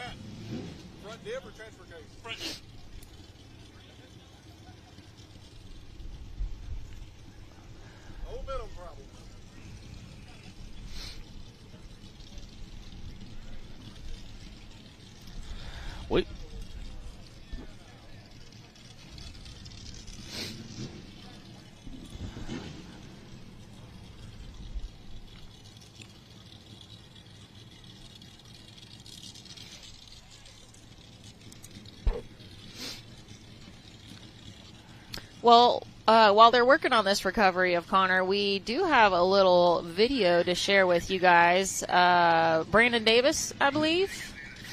So this is a menace in what happened during Brandon Davis's run. What I heard was that he broke the brake rotor and it's lodged up in the drive shaft. Oh, God. And that's what happened to Menace. So he has the rear drive shaft break. Yeah, you can see all that there, all the metal shavings, and man, that's a tough break for Brandon, you know. But I know one thing: he'll get back next week, and he'll get something figured out. He'll get that new UFO buggy figured out. That might be it. That or he'll be going back through his favorites in his phone and calling OTC and saying, "Hey, buddy, I need some help." And speaking of OTC, you know, I've talked to him again, and I know he's doing a lot of circle track stuff, dirt track, and but he tells me that he's still in the shop, and he's got something coming. So okay, it's he don't all now even me. He won't tell everything, but he'll hint enough around for me to know that it's coming, and I'm excited to see. Is this like this year is coming or next year? He's telling me this year. You know, he didn't say when. Yeah. So we know he can't stay away from a long trip. No. He loves us all too much. Yep. So how are you going to stay away from all of this forever? You can't.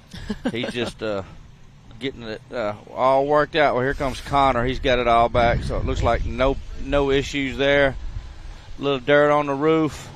Glad to see that at least. I know at least for we mentioned earlier, it's a pretty soft landing up there. It's just a lot of mud. So right. I think for most of our rollovers, I know Dustin said that he did have a little cage damage, but I think for a lot of them, these guys will be back for round 2, no issues. Looks like we got Ethan Jones and Wicked, another reject fab buggy. Are we about to see a wicked fast time on this course? I would like to see it. I think we're ready for it. We're about due. I'm ready for a good fast time. I think this crowd's ready. The people at home are ready. He's down there. You can hear him revving it up down there. He's definitely ready.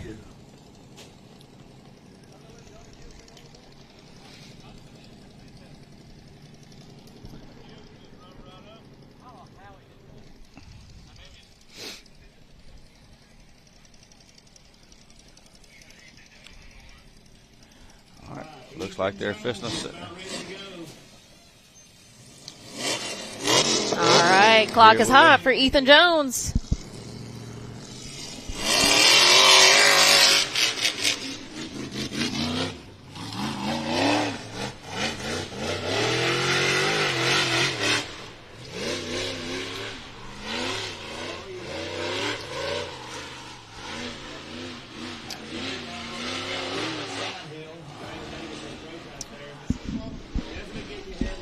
All right, let's don't get him lost. Don't get him lost.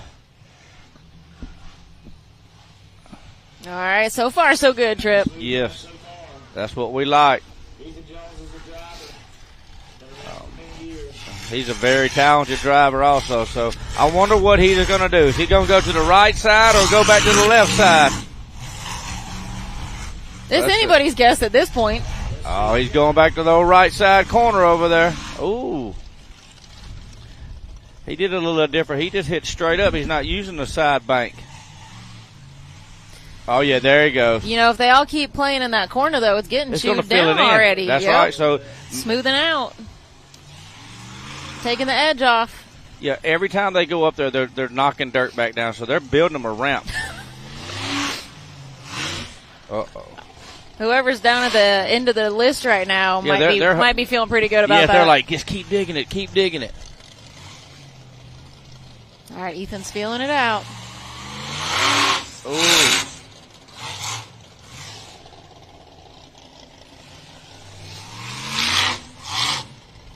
Who is going to figure it out? Somebody's going to figure it out.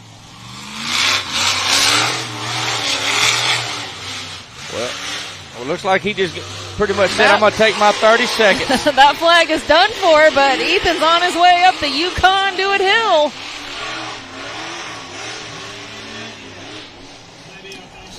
He may have the fastest time of day if he don't get lost. That's the secret today, apparently. Oh, yeah, he's got it turned down here. This is going to be a good time.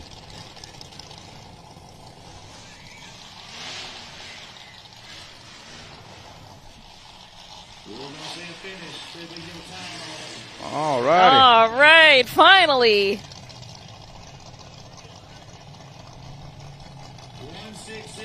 And with the flag penalty, it's a 166.807 for Ethan Jones.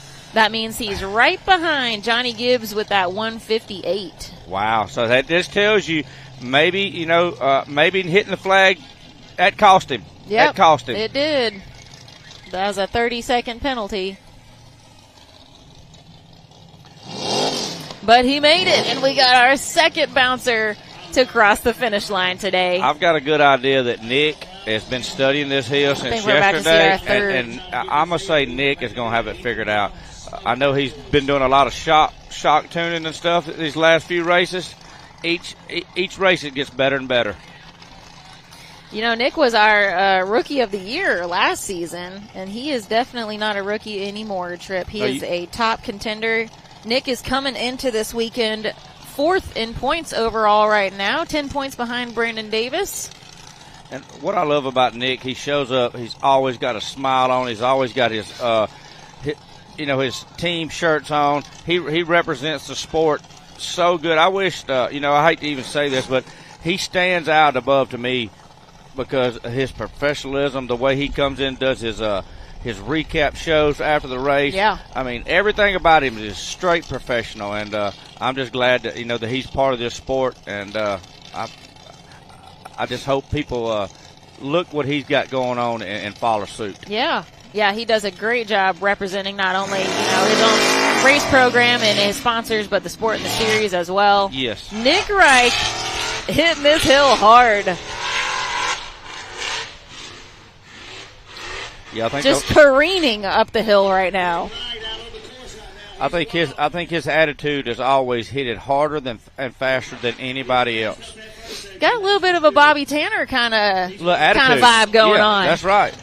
He's making short work of it already. All right. Here's what has been getting in everybody's head right here.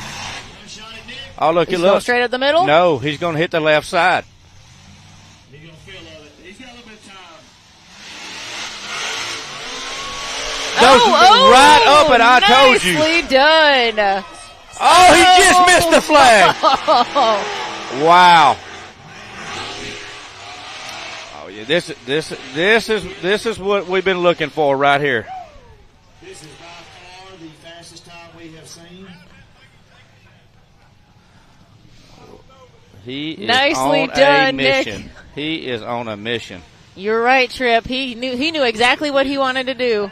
Hey, he's put the time in the course I'm talking about. Wow. Wow.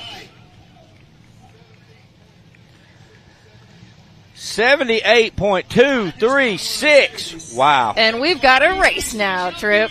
Now.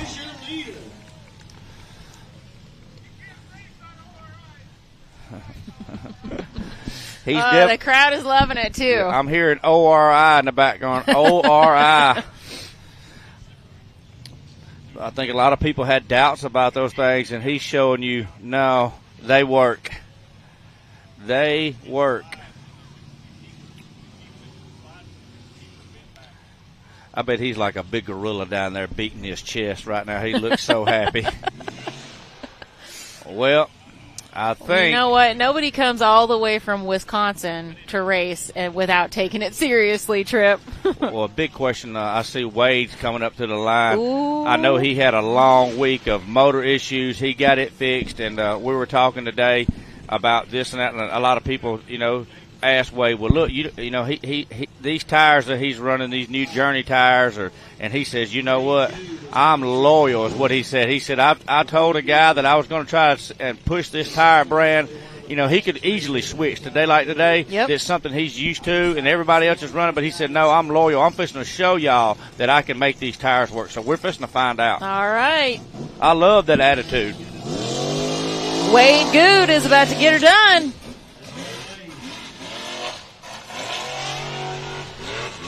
Wade is coming into the weekend second in points, 29 points behind Cooper Bentley, but only 1 point ahead of Brandon Davis. Yeah, so that's got to have killed Brandon, knowing in the back of his mind that he's probably not going to be able to do round two. He's going to have 2 DNFs. So Wade also is coming off a win from our last race at Hot Springs. Let's see how he handles the spider steps. Yep. What side is he going to go to? Ooh, he's heading for the right. Ooh, we better watch out for that flag. Yeah. Oh, wow. Typical Wade Good style. Hey, he's just one with his buggy. When he gets in one, he can make it do whatever he wants it to do. Hey, can he outdo Nick Wright? He had a backup. Nick one-shotted it. Can he be faster downhill? Is a 78. Wade is pretty fast. We're going to find out right here. He's pushing. He is pushing. Right here. Can he get it through the finish line? Woo! Let's check the time. Oh! The famous cyclone at the finish line. I love that.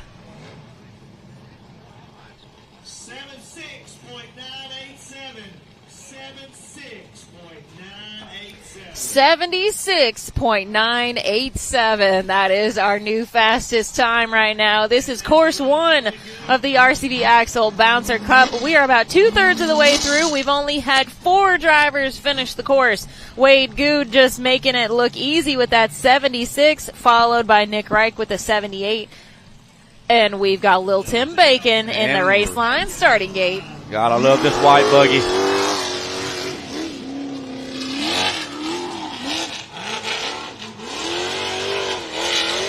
We were talking today, and me and him and Joey were talking, and Joey said, I think you've got it today, Lil Tim, so we're going to see. Joey was definitely boosting his confidence, not that he needed it, but we always need somebody to say, hey, I think you're the guy. And so far, he's putting himself where he needs to be. He needs to one-shot this. Going to the right side. Oh, nope. Oh, not quite. Up.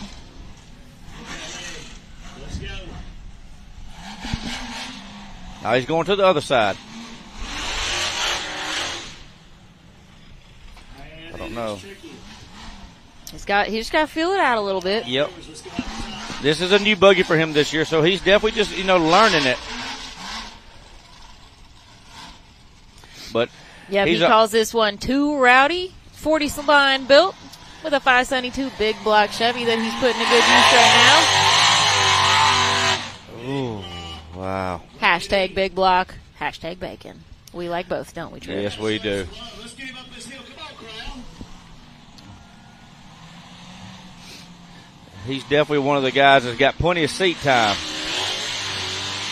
Oh, yeah, the Bacons are no stranger to some hill killing. He did take a flag down with him there on the course. Well, now that he's got the flag, what's the strategy now that you've already took your 30-second penalty? just get on I up the think hill. the strategy hasn't changed. Yeah, get on up the hill.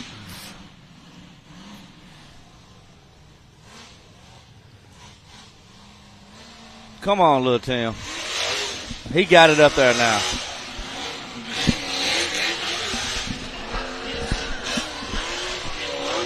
All right, Tim, you can do it.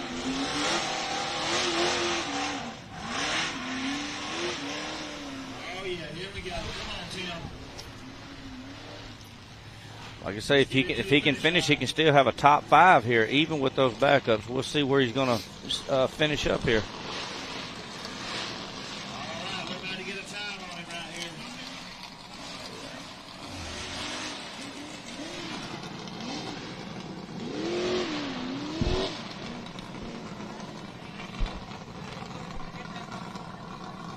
Wait. 185.854 for Tim Bacon.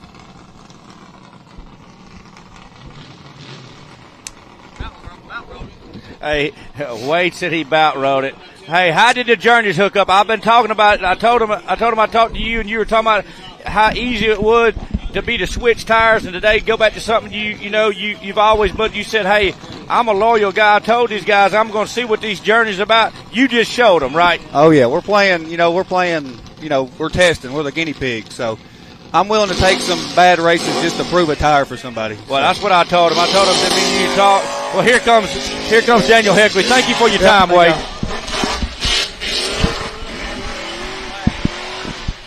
Daniel Heckley getting wild on the hill. I'm not sure, but it looked like he's already hit a flag.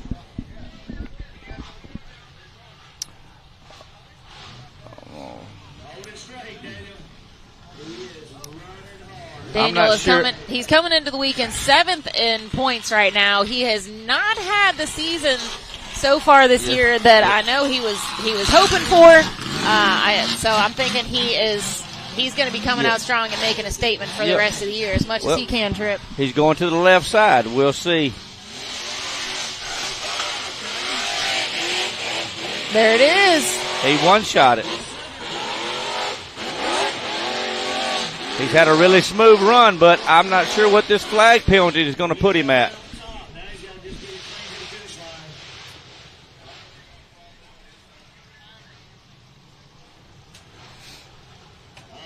These downhills are just getting, we were talking to somebody the other day in the pits, and everybody's like, nowadays, really and truly, the race is not up the hill. It is down the hill. It's coming down to the downhill. You're right.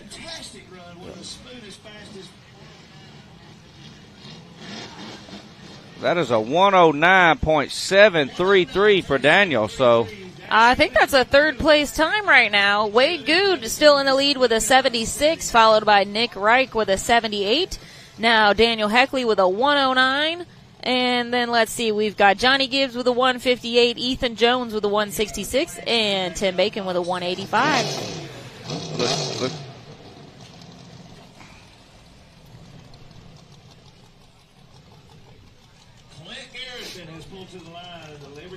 All right, guys, we've got a short interview we want to share with you, so y'all watch this. What's up, everybody? I'm Matthew out here with Wade Good. Smoke and run. You're sitting in first place. How'd the car handle? It handled good. So right when I went to pull the start line, one of my brakes broke. So we zip tied it and was hoping it would hold because these downhills are gnarly, but it held. We about flipped it, but we saved it and we're sitting good. Again, obviously super gnarly course. What was your game plan going in this afternoon? I'm still playing catch up for my flop at Wildcat, so it's on the rest of the year. All right, well, sitting at first, you got nowhere to go but down, so hopefully pin it, fingers crossed, and everything works out. Yep, sounds good. Thank you. All right, that was Matt catching up with Wade a little bit down in the pits. He sure looked excited, didn't he? Man, I would be too, Trip. We are fixing that flag up on the hill, and then we'll be sending Clint Garrison off the line. That was such a bad bounce there for Daniel. I mean, the flag he hit was just like, I guarantee you that he walked that course today and yesterday, and he never thought that he would have hit that flag. He hit that jump, and it just bounced him over just a little more than what he expected it to. And he was flying up the hill. Yeah. He was on a mission. It just he took that small bad bounce. We don't call it rock bouncing for nothing. That's you're exactly right, Bree. Boy, Clyde's guys are walking up and down these muddy hills all day long. You've got to give it up to these guys. They don't get enough credit. Definitely, man. We've got a whole crew out here helping keep things running smoothly and safe for all of our drivers. We got to give a shout out to all of them, all of our NRRA crew, and all of this park staff and all the volunteers that we have as well. Yep. It was nice to row in here Wednesday. All the safety stuff put up, all the tires put up. It's just they're waiting on us. Here goes Clint, and he's had a good season consistently already this year. Yeah. Let's see if he can keep it up right here. Clint is 5th in points right now, coming into the weekend with 238. So hey, top 5, 3 races in so far. I don't expect that to change it. I think he's going to stay consistent all year, and he's going to maybe pop in there late in the season. So. I think that's a good word for Clint in his driving style. His racing style is consistent. We use that a lot for Brandon Davis. Yes. But I think that Clint is coming along and being another Mr. Consistency as well. He's so quiet, too. You hardly ever see him anything but smile. Him and his wife, I love hanging out with those. And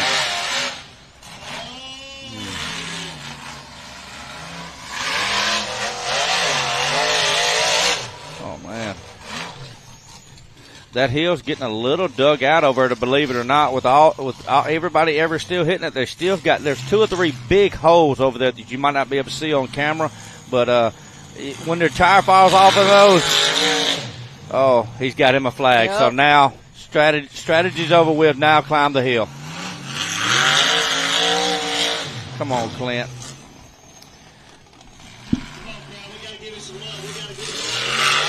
Oh yeah, he got up there.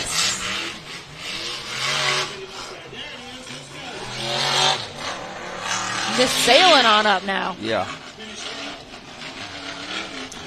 I'm not sure how long he's had. I think how many years have he had this buggy? Do you know? It's 3rd year, maybe. I was thinking third. I think it's his 3rd year. Yeah, like for Liberty you can tell too. he's getting consistent, better and better every race.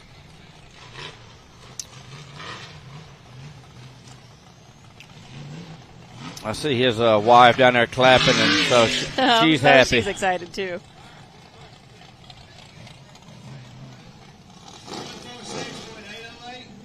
With a 146.808 for Clint Garrison. That's a 4th place spot currently. Yep. Hey, well, like I said, he's staying right in there. This is the kid I've got to spend some time with here on the line. I guess kind of drawn to him because it's Cash's old buggy, and Ethan. He's a very, very nice young kid. He's on that team with Jeremy and them. He works for him. He works for him, and they travel a lot. He runs the Bounty Series, UTV. He runs the Cup Series, and he runs the Big Bouncer. So getting that seat time. Yes. We're going to see what him and Standback can do. Ethan Hunt on the course. Standback sounded a little rough there. Yeah. Like you need to clear it out a little bit, but hey, he's got it going now. Come on, Ethan. And he's one you've got to watch out for. He's not going to leave anything on the table.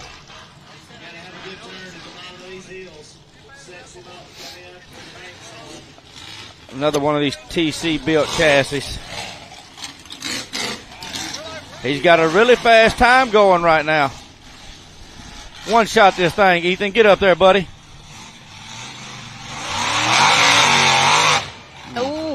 I think he found one of those holes you were talking about. Nice save. I'm telling you, they're a lot deeper than what you think.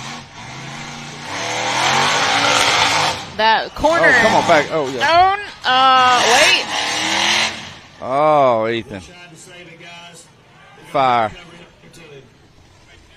As much as the top of this ledge has been getting chewed down, Trip, we've also are seeing it getting dug out at the base now, and I think that Ethan's found that when he was trying to get his way up that right corner. Yeah.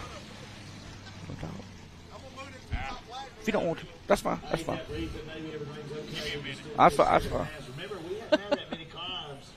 I was just Brennan walked by, and I just kind of gave him the "Do you want to talk?" and he just kind of get me with just not right like, now. I but need just, a little time. I've been there. It's so heartbreaking. Had a bad day yesterday. Turn around and have a bad day today, and just you feel like everything you do is just beating you down. Yeah, that's tough. You know what? Brando still had a smile on his face walking by, though. Yeah, so. He'll come back and give me a little time. I just have to, that's a lot of emotion. Part of going racing. on. Yes. Oh, man. Let's check out that AMSOIL action shot. Here of Ethan. See that passenger side rear tire is find that hole in the corner that's getting dug out. Yep. He tried to do what tried to save it. Like Dustin, he saw his teammate Dustin Medley save it twice right there, and that's about what kind of happened on Dustin on his last one. When he laid it over, it's a deep hole. Even for a 43-inch tire, a deep hole there they've dug. Woo! Tough day today here at Rush Off-Road Park. So we have had 7 drivers complete this course for round 1 of the bouncer class. We've still got Cooper Bentley and Ben Driscoll, though, so we might be seeing 2 more good runs here. Tripp, I don't know. It's anybody's guess at this point. While they work on getting Ethan Hunt recovered off the hill, we're going to take a quick commercial break, and then we'll be back to wrap up round 1. So we have 3 different beadlock wheels that most of our guys use. We have the teardrop, we have the twisted, and then we have the twisted black. So we have a machine version of the twisted, and then we have the black. We have these in 14 and 15 inch, all 4 lug. But we'll be coming out with, in addition to some of the tires I was talking about earlier that we're coming out with, we're going to have a new line of wheels come out. Some of those will be 5 lug to keep up with some of the new manufacturing that's happening in the UTV world. But the beadlock wheels that we're selling right now, Rock Life and those guys carry these as well. So right now we're having some specials on them.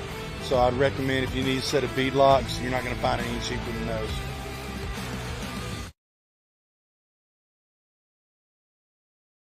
So we were a sponsor of SRRS in 2012, the first year, and we built our product to the racers. They had a need, we had a solution. They were breaking parts, breaking axles, and we were able to build the strongest axles on the planet for them. We developed the Big Bell CV over that period of time as well, which is the 40 spline, 47 spline stuff that you see in a majority of the rock bouncers. And we've also developed UTV for the UTV buggies and the stock class racers. We've got products for that as well. So we've really utilized this racing to develop and work with these guys the best product available. So over the years, we've worked really closely with drivers like Tim Cameron. He's been very helpful helping us develop this product line for the UTV, the Rock Bouncer, and he's been quite successful himself doing the racing, as well as a ton of others. We couldn't be here without these guys testing our product and doing these things, pushing us to the limit to help them push them to the limit. Whatever you drive, however you drive, AMSOIL specially engineers lubricants to maximize power, performance, and protection in your vehicle. Our Shop by Vehicle tool takes the guesswork out of picking the right oil and filter for your vehicle. Then choose the best product and packaging option for you and get everything you need to complete the job shipped right to your door for the protection you demand and the performance you deserve. Shop by Vehicle at AMSOIL.com.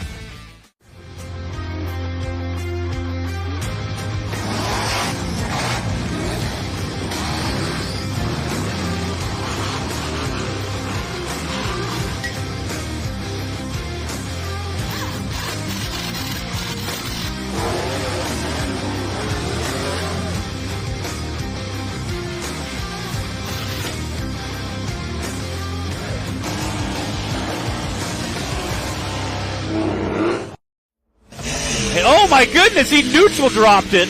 That's about a 5,000 RPM neutral drop. Yes.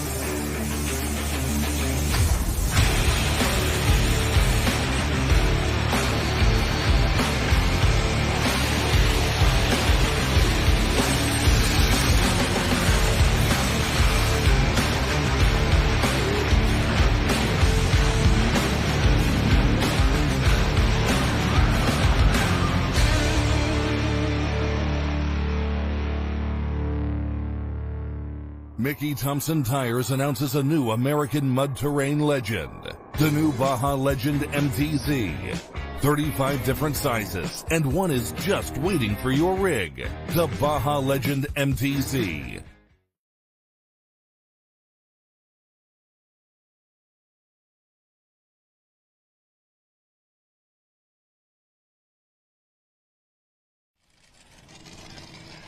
Uh-oh, Ben Driscoll's on the line. Listen, so we got him and Cooper left, so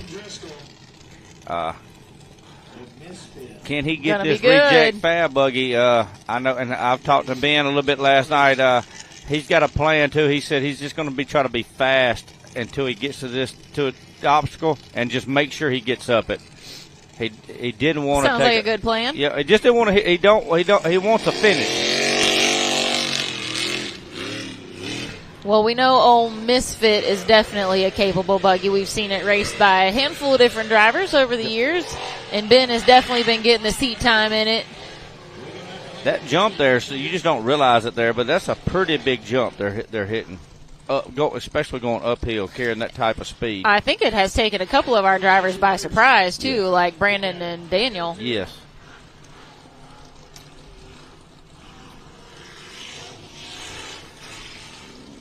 Here we go.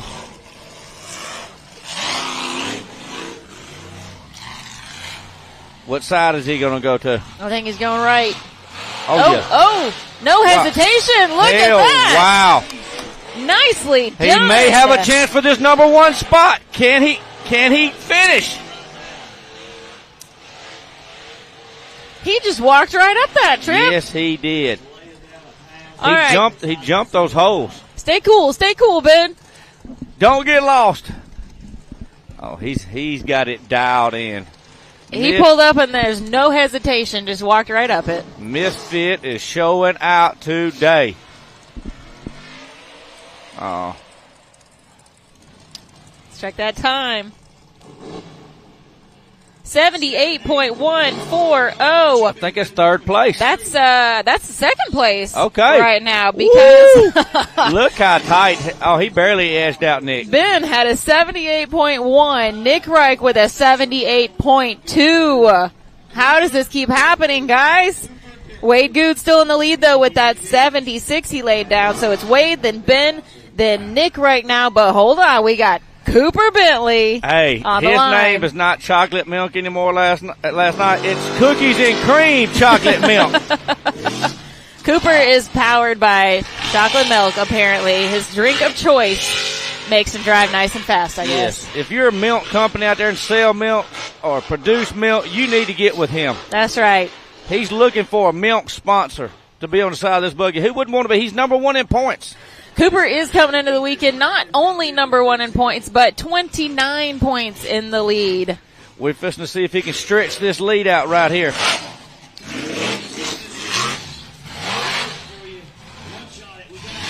He's our last competitor, so. Oh, Cooper, watch out for that flag. Oh, and all right, he got the flag. Yep. Let's don't let that get in your head, Cooper. Let's just finish out here. I'm thinking Ben Driscoll's probably pretty happy right now. I would say so.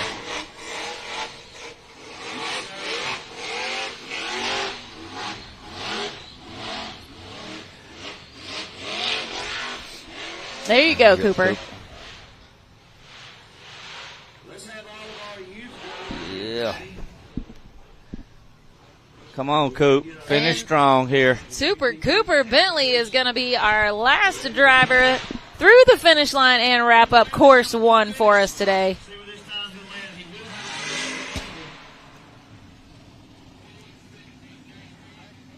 That's a 116.404 for Coop. Not bad, not bad.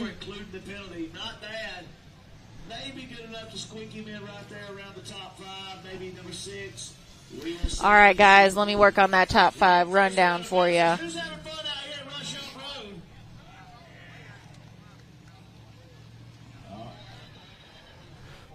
Bree, I see you've got your head down there putting the pencils to this stuff. What have you come up with? All right, let's look at top 5 from course 1. Wade Good had the fastest time with a 76, and then we had Ben Driscoll with a 78.1, followed by Nick Reich with a 78.2. Holy cow. And then Daniel Heckley with a 109 and Cooper Bentley with a 116. You know what? We only had a handful more. I'll go ahead and finish it out here. Then we had, looks like Clint Garrison with a 146. Johnny Gibbs with a 158. Ethan Jones with a 166. And Tim Bacon with a 185. Wow. This was a tough course for our bouncer drivers and our UTV Bounty. And we do have our limited bouncer class still to run the same thing before we're ready to start into our youth and teen classes.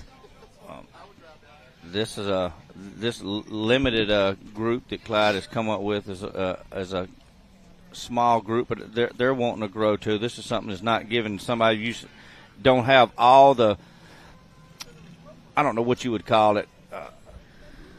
I guess I guess when they say limited, so they can't have rear steer. Yeah, there's some restrictions on this group that we wanted to create it so that someone who wanted to get into the bouncer racing but maybe wasn't ready to commit financially with some, it's hard to compete with some of the top dogs that have been doing this for a while. That's right. If you want to start out, you say, hey, I don't want to race against. Yeah, or Wade. You might have like a semi-trail / race rig that's not quite top tier as far as a bouncer, but so we have this limited class and it's got some restrictions on it. You have to have 2 of the 3 of an OEM engine block, no power adder, and the rear steer.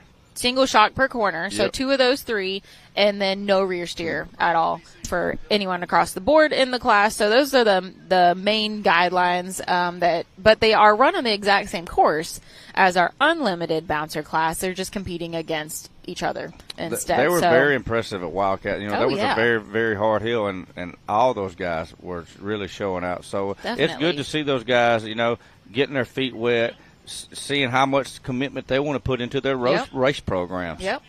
Yeah, and I think we'll continue to see it grow. Maybe for those guys that they've got a bouncer, they take it out and maybe trail ride once in a while, hit a few hills here and there, and don't have rear steer or whatever. Or might not have the big triple bypass shocks and all that kind of stuff, or a big turbo or a supercharger or a nitrous or a blower motor. So they're just And then we've got guys like Justin Hoback. This is his first year racing in a bouncer. Right. He's used to being in the UTV classes, so he got a bouncer this year from, he's got Showstopper 2.0. Yes. That buggy's been around since we've been around, you know what I mean? I remember Jason Spiegel, he used to absolutely trash that thing. And just he was one of them when you saw him at the line, you knew that he was fixing to give you everything he had. Yep.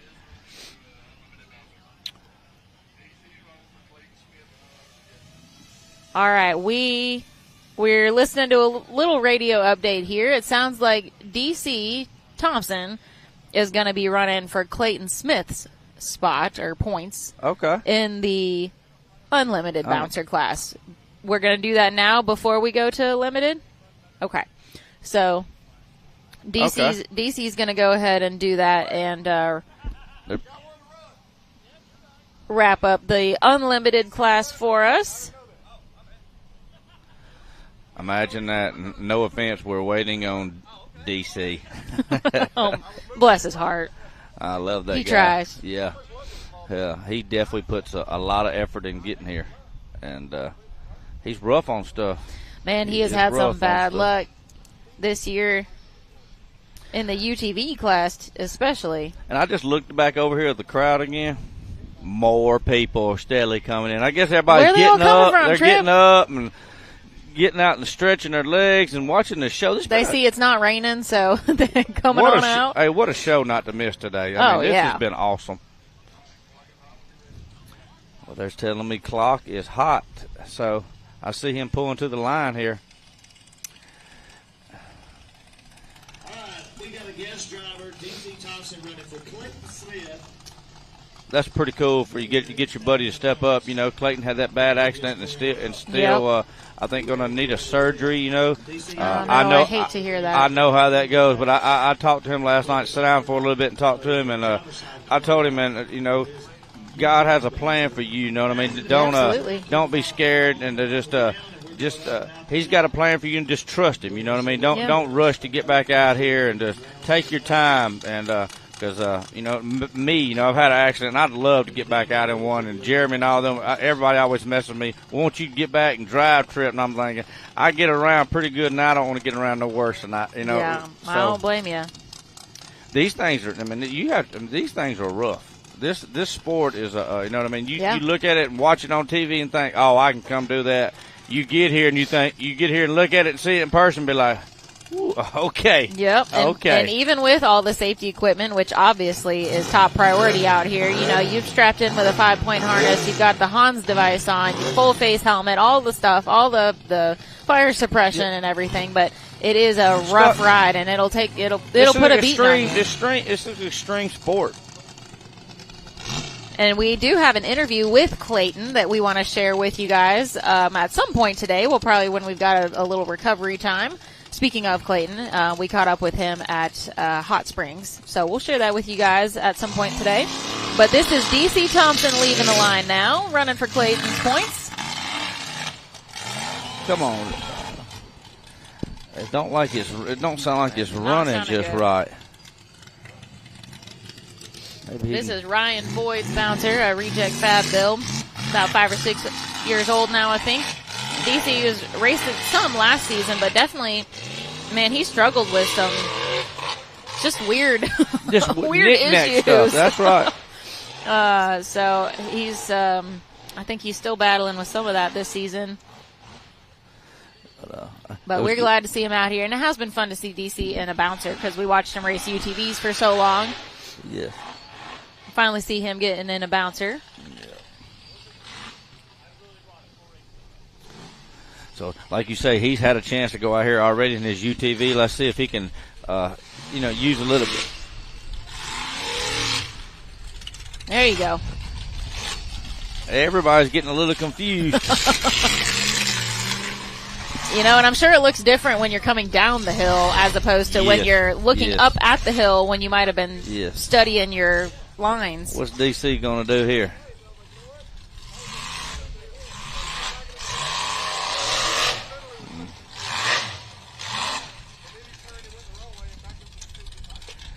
It's going to take a little bit more than bump. It's going to take a pretty good bump right here to get it over those dugout holes that we've been talking about.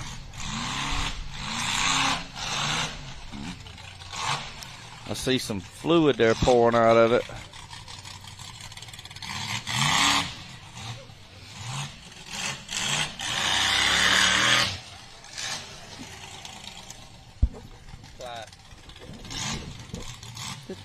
Coming out of the radiator? I think so. Maybe see him behind the flags now. Maybe it's a little bit of fluid coming out of the overflow of the radiator there.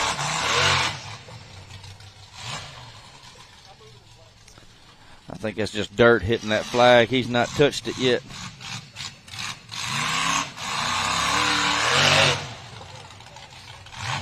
Trying to find that sweet spot where he can lay into it and climb on out of there. He just can't seem to find it. Oh, no. He did find the flag, though. Well, now let's see what his game plan is. It's been a rough day for the flags out here. I would definitely not want to be a flag or the person who has to keep putting them up. No.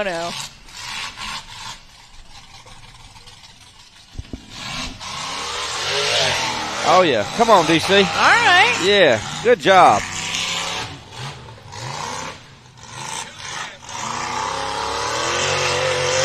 That is some neon green.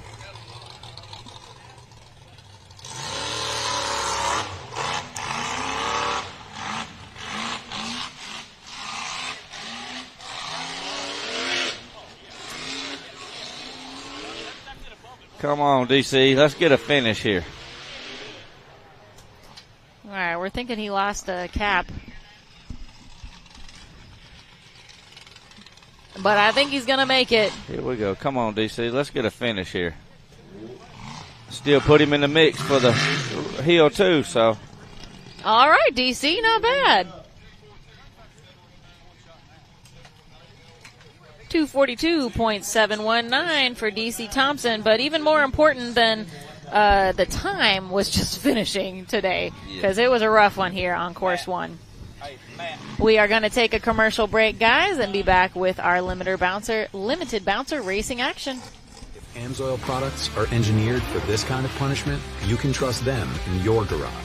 Shop by vehicle to find everything you need for your ride.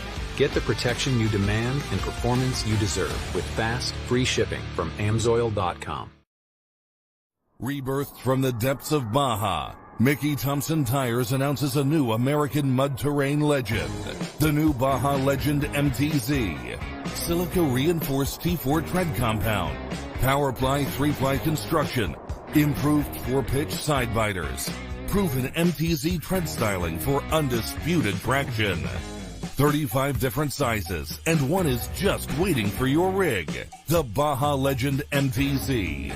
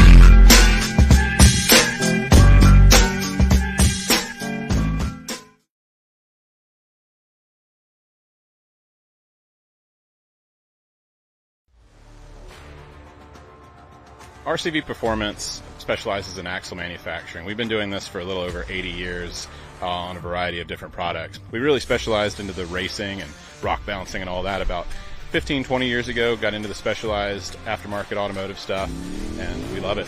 So what sets RCV apart from the rest is we use a CV, whereas that replaces the U-joint in solid axle applications. So your custom 14-bolt, Dana 80, Dana 60, 44, Jeep JK, everything that has a solid front axle, we'll replace that U-joint, put a CV in, which will give you a smoother power delivery, stronger at angle, and overall better performance. So we make RCVs for everything from Suzuki Samurai to Jeep to Toyota, all the way to Rockwell, custom, whatever, you name it, we got it. So reach out to us, rcvperformance.com. Check us out online. Can you just bring us out of the commercial? There we go. All right. We're watching Justin Holbeck here in our new limited bouncer class. Justin had a nice smooth run going here. Again, these guys are definitely going to have some issues. I do think that right line of that first dirt ledge is getting a little bit easier transition, although we saw Daniel Heckley take that left line.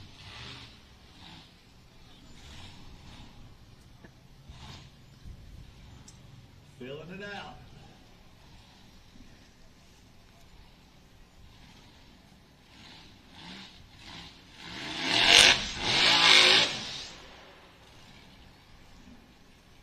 This is Justin's first season racing in the Bouncer. We're used to seeing him in a UTV. He's raced about every UTV class with us here in the series. Again, you can watch him kind of sizing that left corner up there with that front end. I have a feeling he's going to try to just... Oh, buddy! Oh, getting some major air. Again, that front end just pops so far up that as you start to power into it, it wants to just shoot up in the air. He's sitting about straight sideways in this spider step right now. See if he can get himself turned uphill a little bit more. Old Showstopper 2.0 putting in the work today. Tripp and I reminiscing just a little bit. This Bucky's been around a long time. Built by Jason Spiegel. Clay casing up there, or Cody casing up there, giving some pointers. Kind of pointing with that, again, that left corner. Now, you got to help him out. Let's get loud for Hoback. Come on. Let's get him up this hill. Hoback's been out here for years encouraging everybody else running the start line behind the scenes. Now it's his ball.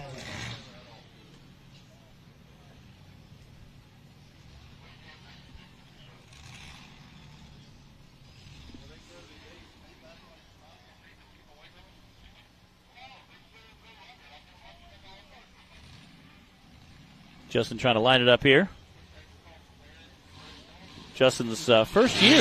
Wow. No. Get back. Oh, man. It. A final launch. You hate to see that. Again, Justin Holback. This is his first year racing the Bouncer. Definitely having a lot of fun with it. He runs our youth program. He does a lot for us, so he's a very, very great guy. Take care of a lot for us, and we're very thankful for him. But unfortunately, ended up with a DNF in our bouncer class as well, our limited bouncer class. We did have a lot of DNFs today.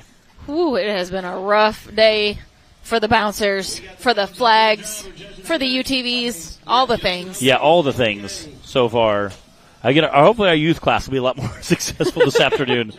But so far, not such a great day.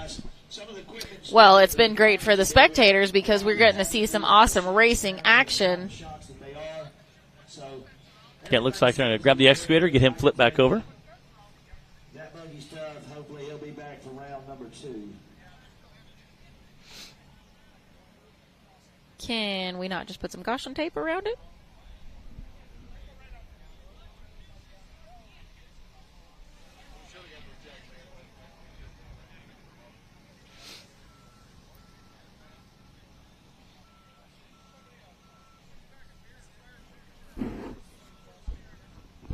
Justin, unfortunately, didn't have the run he wanted to, but definitely a smooth run up until that point.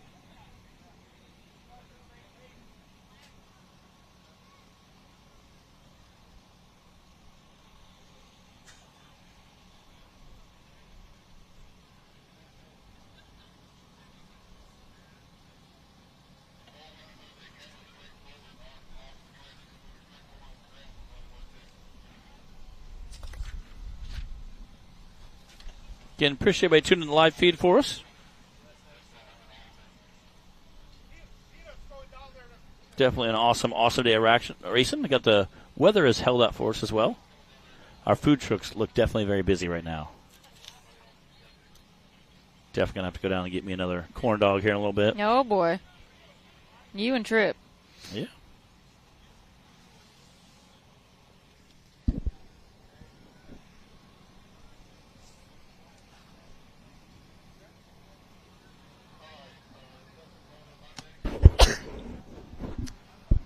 Excuse me. Sorry, guys. That one snuck up on me. Spring is in the air, and pollen is afoot.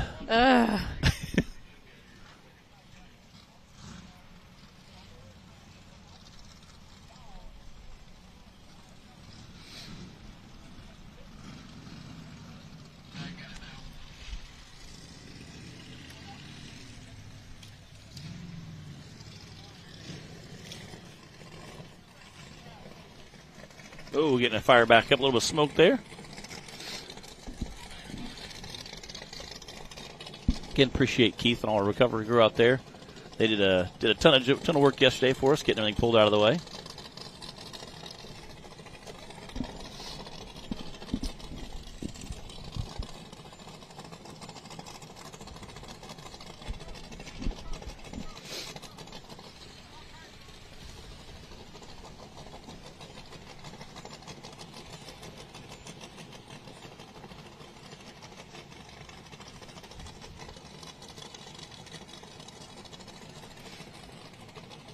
Again, shout out to our recovery crew as well.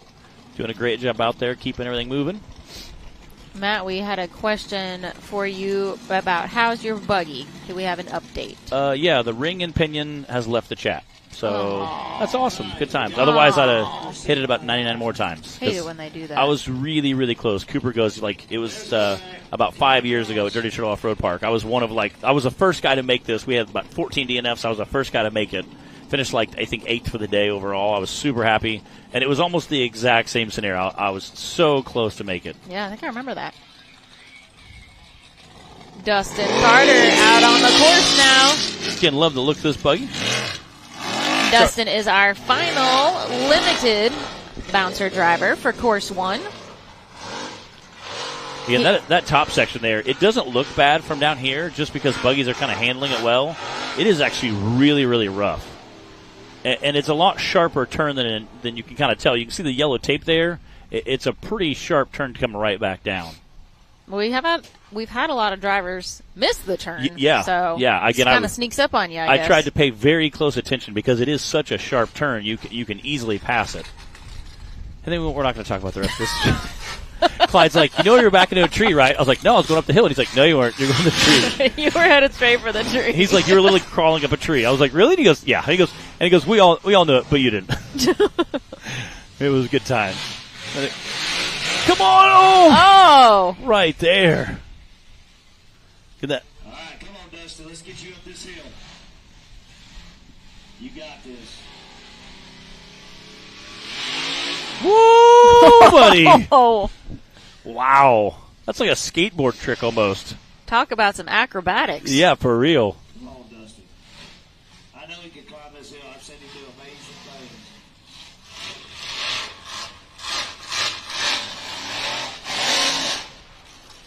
Again, that right side looks like it's starting to get pretty wore down.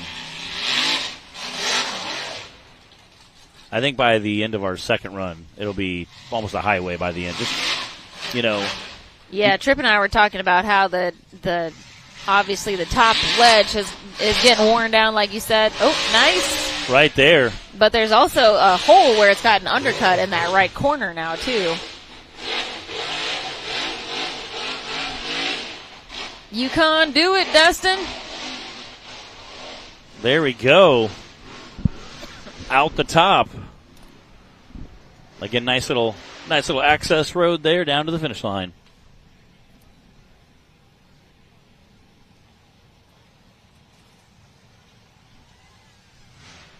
Dustin is second in points right now, coming into the weekend with 206. Justin Hoback is in the lead with 241 points. And we've got a time for Dustin Carter.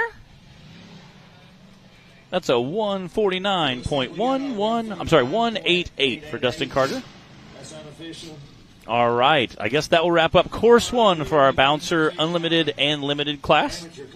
Again, that was a great day of racing. Very unexpected turn on those dirt ledges. We had a way more DNFs than I ever anticipated. Those spider steps were they were eating everybody's lunch today. Yeah, I was very, very surprised by that. So we finished course 1 for UTV Bounty for Unlimited Bouncer and Limited Bouncer. So that means we are ready to head into our UTV teen/amateur class and see what those. Well, I can't call them kiddos. Yeah. They're teens. Yeah. See what those young drivers can do. Yeah. Again, there were several of those out pre-run the course a little bit this morning. That was pretty similar to yesterday's stock class. We were watching some of them out this morning. There is an upper loop section they're not going to do, but it is a pretty similar class. I was watching them kind of running the gambit of the hill section behind us. They were asking Clyde questions. All right, now this flag here, talking about where they're going, what they're doing. So I think it's going to be a lot of fun for these guys and gals. So definitely going to have a good time. Our this class is new for this season, and it was kind of created with the intention of having a class, a place to go for our youth drivers that age out of the youth class because it's for 12 and under.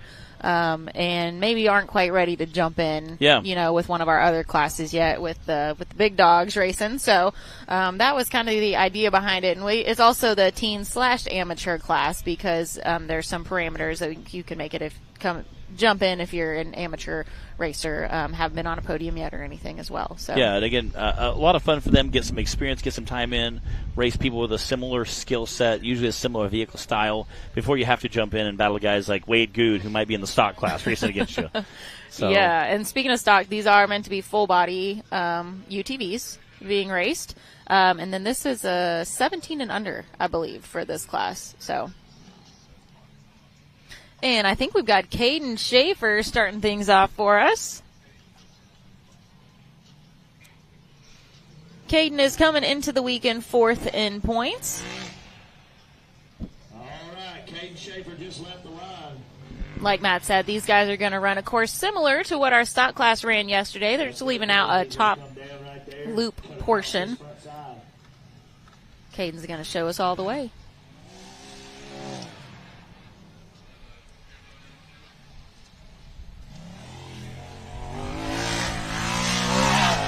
Okay, you can see these are still some rough hills, even though this is a teen/amateur class. These are still some pretty good hills they're running up and down, especially if you're a teenager racing in your vehicle. We saw several teenagers down here this morning kind of checking it out. Hey, we have lots of young drivers in all of our classes, really. I mean, from not just our youth class, but from teen on up to bouncer, that are incredibly capable drivers, and a lot of them have more seat time already than many of the adults do. Yeah. And it's crazy what we've seen some of them do. I mean, shoot, Connor, Flynn, and Cooper, I mean, they're in their teenagers still. Yeah. So, it looks like Caden got a little lost out on the course and did leave out a section, and didn't correct it before he went through the finish line, so that is going to be a DNF for him, which we always hate to see, especially for our young drivers. Yeah, it's kind of unfortunate. Again, they do get some seat time, though. Come out here and get the good feel of a course. Looks like we got Sadie Ellison sitting down there race line starting gate. She was definitely pre-running this morning, checking it out, feeling the course, checking versus high and low, seeing what they're doing, and they were kind of trying to figure out a game plan.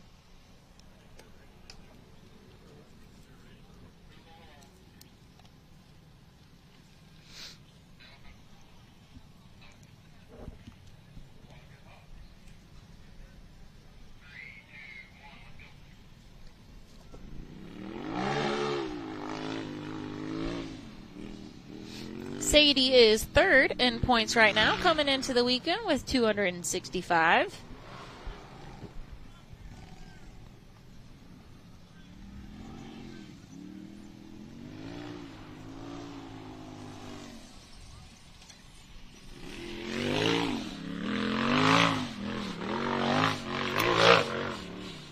And this Razor does double duty between Sadie and her brother Cohen. He races in the stock class. So it's a pretty tough little rig. Got some course workers out there helping guide her along. She's got that long, steep climb.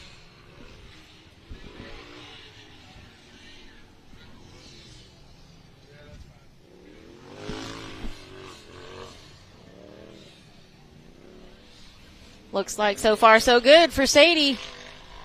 Nice smooth run going.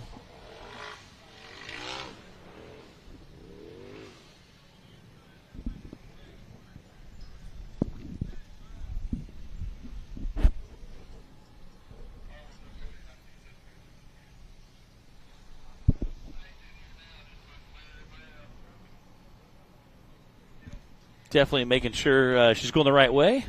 Nice smooth run all the way down to the finish line. Gonna have a finish. Let's see if we got a time.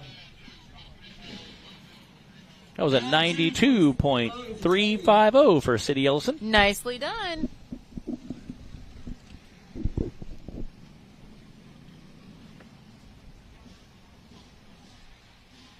Got Brentley Haven sitting down on that race line on starting gate.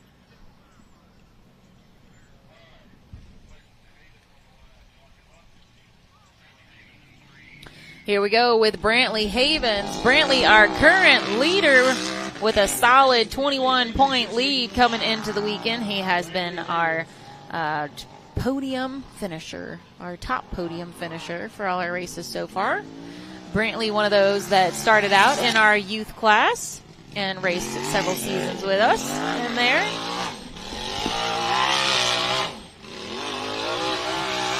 Just pinballing back and forth up these hills. I am actually using my Brantley Havens 2 weeks out Wow. racing pin right now. He's got a branded pin that Love it. that I'm using. So thanks for that, Brantley.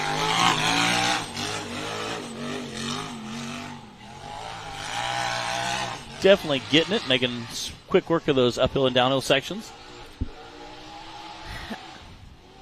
Brantley even tried out our stock class last year and did a great job racing in the stock class with this same full body rig. Brantley was our first youth driver to graduate to an advanced class. Hopefully, I'm sure we'll have many more to follow. Oh, you know we will. Let's get you up that hill, buddy. You can usually tell him by his iconic cowboy hat he's rocking around. It's even on his logo. Yeah, I love the stickers. There we go. Great run from Brantley. 82.802 for Brantley Havens. And it looks like we've got Jace Northington on the line now. Jace is second in points right now, coming into the weekend with 288 points.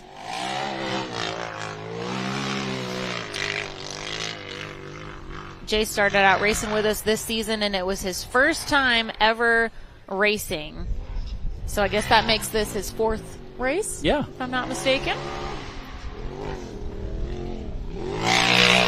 He is 12 years old, and he owns a lawn care business. Heck yeah. So good for him, working hard. And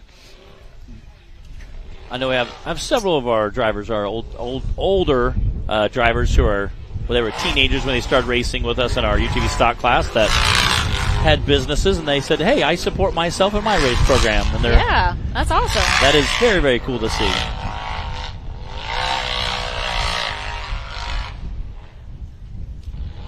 And these are still very steep hills for some young teens out there racing.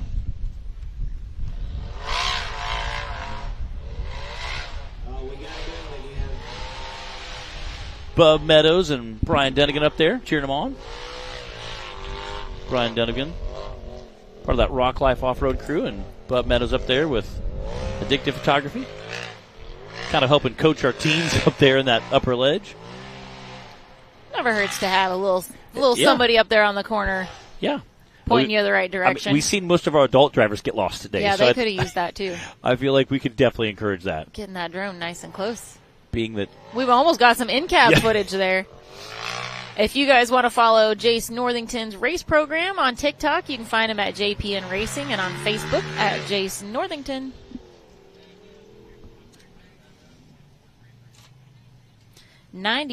$99.433 for Jace Northington. Almost sounded like a radio station.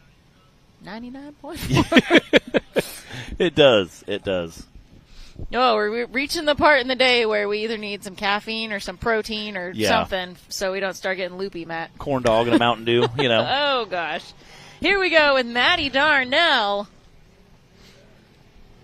Maddie coming into the weekend fifth in points with 71. Maddie down here pre-run a little bit with her dad. They were checking it out this morning. David Darnell, who raced with us yesterday. Looks like she's got a co-pilot in there with her. You know, Maddie had a little bit of a rough debut race at Windrock this season, but I am glad to see she is sticking with it and still back out here joining in the fun. She's doing a great job with it. She about missed her turn there. Matt doesn't know anything about that spot, though. Just a few times today.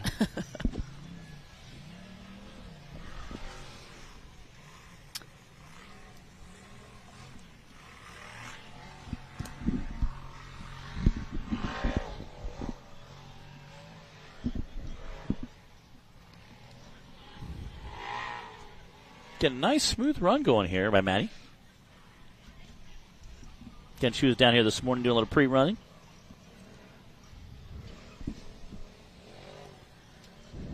Some of these ledges are pretty gnarly, even in a more advanced side-by-side. So when you're in usually a stock-ish side-by-side, it's pretty frightening.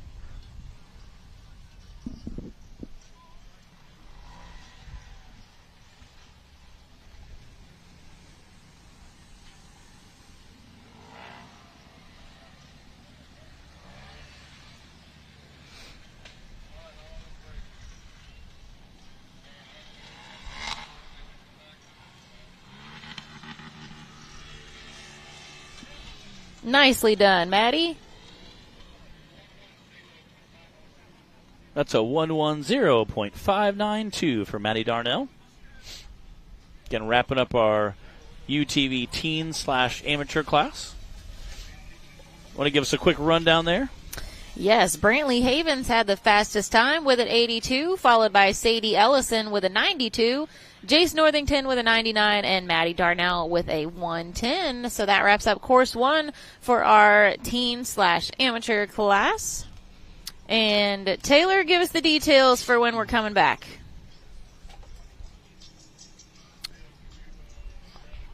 All right, guys. Sounds like we'll be back in about 20 minutes, and we will be starting off with our youth class and let them run their courses as usual before we go into round 2 for everybody else. So about 20 minutes. Don't go too far. We'll see you then.